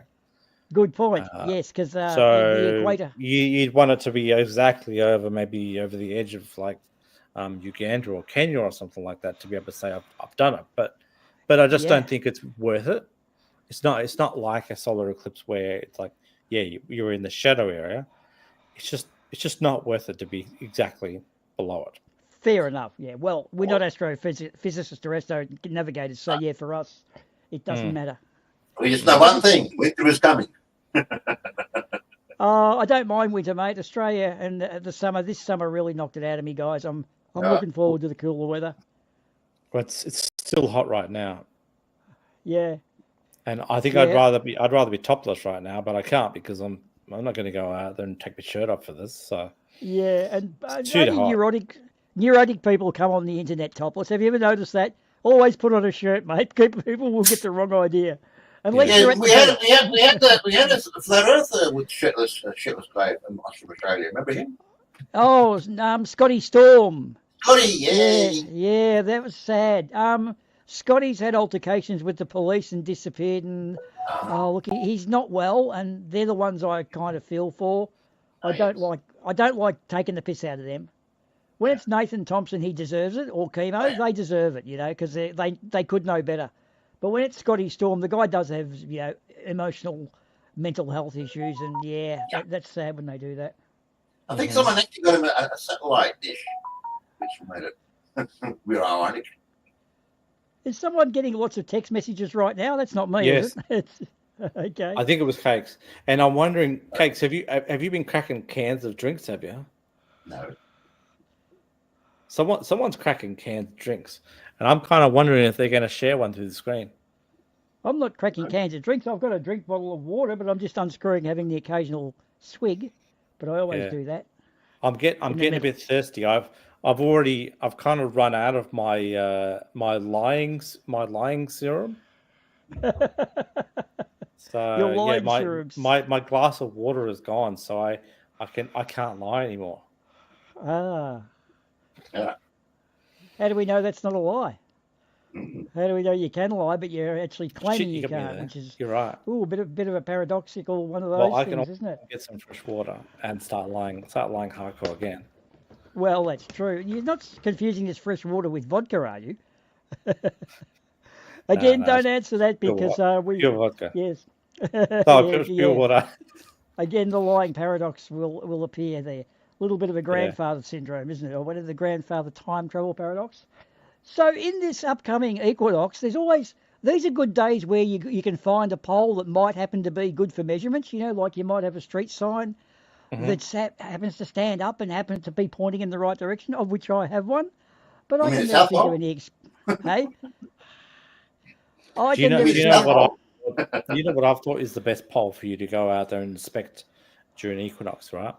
If you go to a footy oval and you've got your 4 white poles for the goals, they're really good because they're nice and tall, nice and straight, and you don't have to set it up. Yeah, good point. Anything you have to do is measure it. That's a very good point. Very good. But of course, you do need something as a reference, a time of day and whatever, and something else too. But like I have a good little street pole. It's just an old street one. And I also have Lake Tolondo nearby, and I have no other, pollutions affecting me, no magnetic fields or anything like that. But I just can't think of a good experiment. I went into Gem Pandas about 3 or 4 years ago and said, what can I do? And they were just hostile. They were not helpful at all. They were like, what do you call them? Globe earthers that aren't there to talk about it. They're there to attack flat earthers, like schoolyard bullies. So I don't like those types of people.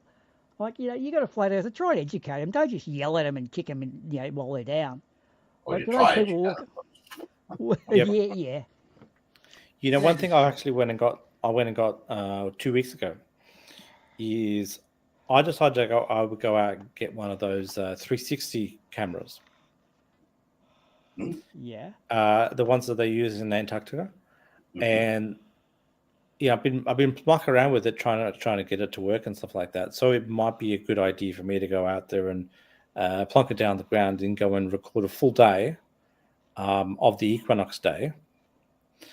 I just got to find a location. See, the trouble is I don't want to just go out there and leave it in a populated area because then someone might just nick it. Yep. So I'm wondering whether or not I go out there and find some sort of paddock of some sort where there's no geographical references, and then I know that by the time the end of the days happen, that it'll still be there unless a kangaroo kicks it over. I'm suggesting mountain lookouts seem to be something you might want in that scenario. Yes. But you don't really want to be up there for 24 hours, do you? You want to be able to Well, we don't need 24 hours. You only need it from like 6 a.m. to 6 p.m. or something. Oh, that's a good point. Yeah, but 7 mountain p.m. lookouts have always got that. You usually got the elevation there on the lookout itself. You'll have good compass points. And, of course, you've got the wonders of the universe in front of you, your natural view. So always a mountain lookout if you've got one of those nearby. I have the Grampians, which is a beautiful place. Oh, nice.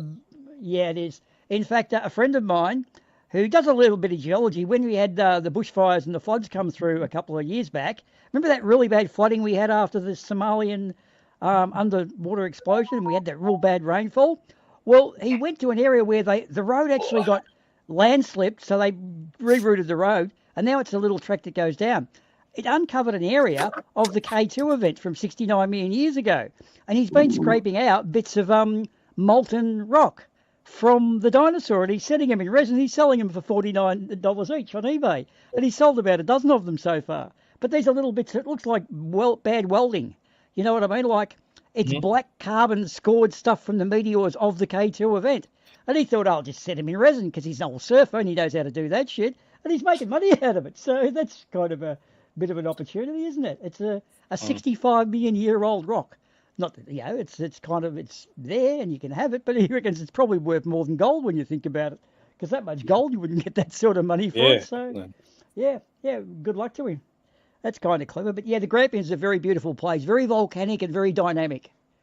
I'd love to see the Greek Isles. Wouldn't that be a fantastic place to look at? Because that is just so torn to shreds by nature. You can sort of understand where the Greek gods all come from.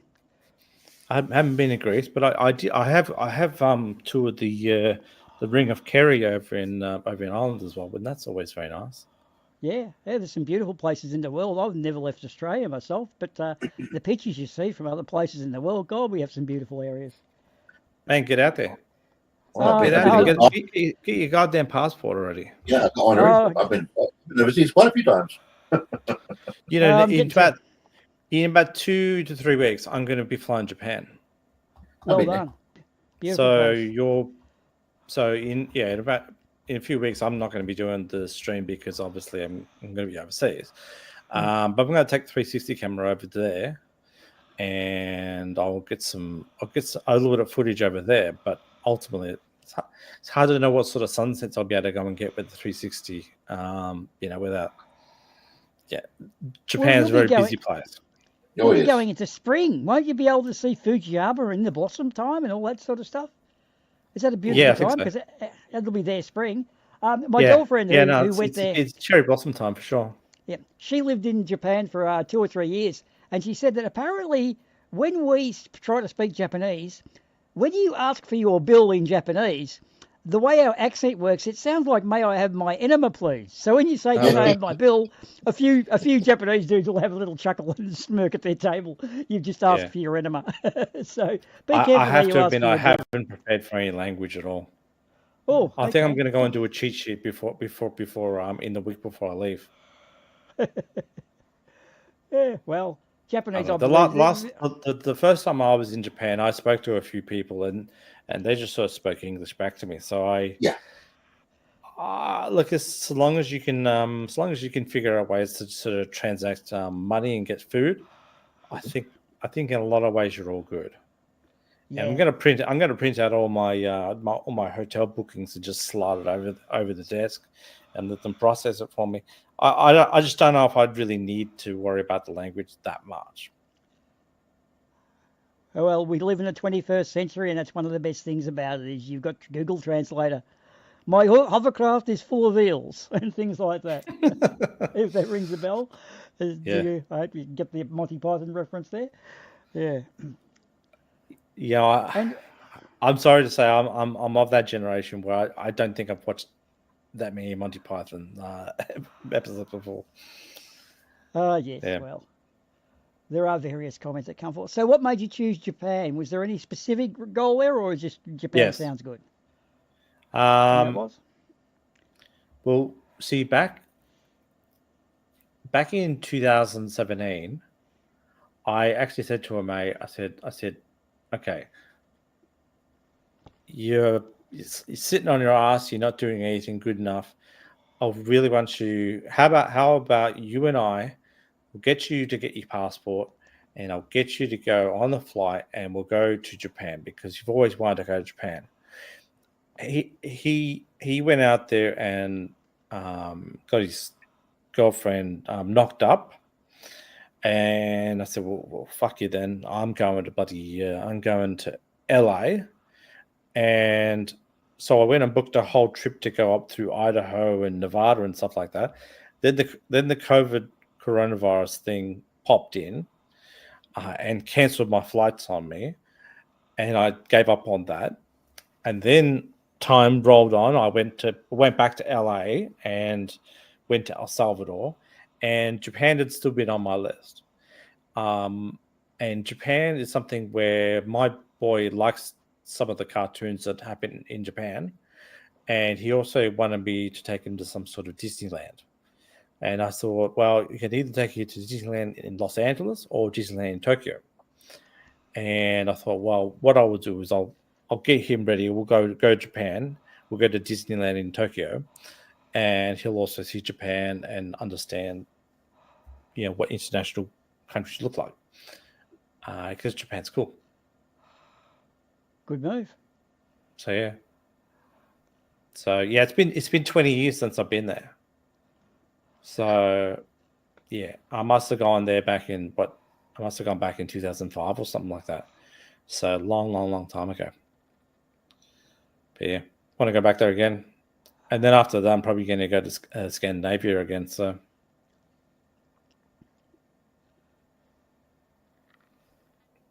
yeah, when you're well traveled, you learn more things about this globe Earth. I first discovered strange time zones when I went to Norway and stuff like that, where the sun wouldn't set.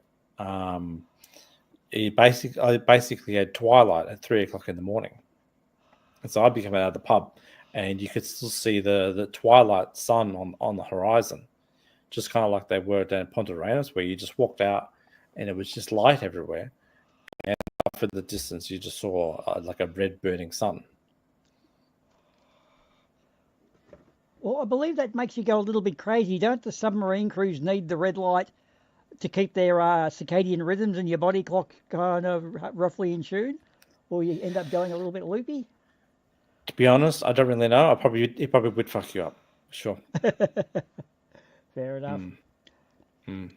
Well, I don't know about you, but we've passed the 2-hour mark, and before I saw the Golden Skeptic asked me to put my 360 on my roof. That's a terrible idea, right? Because while I do own my own roof, I can put there and people won't steal it. But if you put it on your roof, then people can start figuring out where the hell you where you live. So that's not good. What's this? Be careful going to Japan.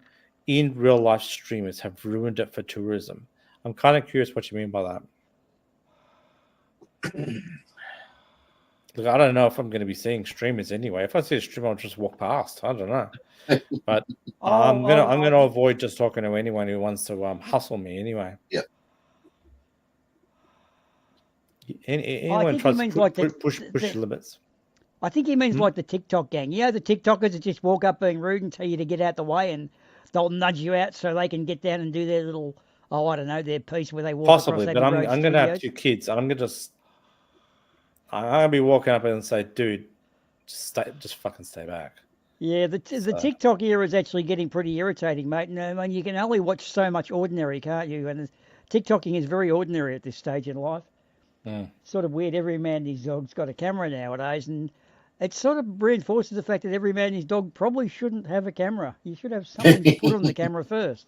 Yeah. Hey, Johnny Somali. I think I know that guy. Wasn't he the guy who went out there and suggested that they should Hiroshima themselves or something like that, and then he got put in prison for it? Yeah. What a dickhead. What an asshole. I think that was what he was, but yeah. Just there is a lot of dickheads out on the street. There's no doubt about it. Anyway, I'm glad you guys all popped in. I'm actually a little bit surprised that Dan didn't swing past because he's waking up in New York. He should have already woken up in New York, and he says, "Oh yeah, I'll come past." So, where are you, Dan? I would have thought you would have popped past. What's going on? Maybe next week. Yeah. Maybe next week. He asked me about it this afternoon during the Junk Debunk show. Well, I'll finish one up for you guys, a quick little one. Yep. But there was an Australian guy went over to America to do a bit of hunting with one of his American mates, a bit of a Steve Irwin type. And so he's over there with his mate, and they're getting ready to go out into the bush and do some hunting, North American style. And the American guy says to him, "Look, mate, your kit you got on, it's pretty good. It looks pretty Steve Irwin, but I can't help but notice you're wearing Nike track shoes, and although they're pretty good runners and you're going to be able to, run pretty fast, they're not ideal for where we're going. You probably should have worn some more hiking boots or whatever." He goes, "Oh yeah, but you got bears and cougars and mountain lions, and I don't want to come across the path of one of those." He goes, "Mate, whether you're wearing Nikes or not, you're not going to be able to outrun a bear or a mountain lion." He goes, "I don't need to outrun the bear or the mountain lion. I only need to outrun you." Oh, boom, yeah. Boom. Okay. Cheers, guys. Peace out. Been a pleasure. And I'll see you next time. Yes. Thank you so much, Boomer. Thanks for popping in, Boomer. Bye. See you later. All right. All right, Bakes. I'm going to wrap it up. Do you have any final comments? Oh no, it's just good to see Boomer and others. Had the interaction we had today, which is good. We had covered quite a few topics, which is also good. We went a bit derailed.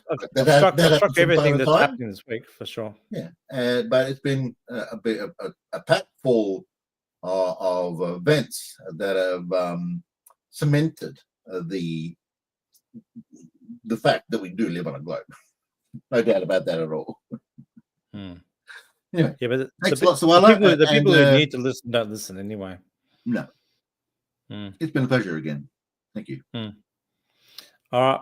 I might figure out why the lighting is not working on this thing by next week, but yeah, right. I'm glad that the mic is working fine. I'll have to listen back and actually hear what it sounds like. But yeah, it's good to see that you popped in as well. So yeah, I'll see you next week. Thank you. All right, catch you later.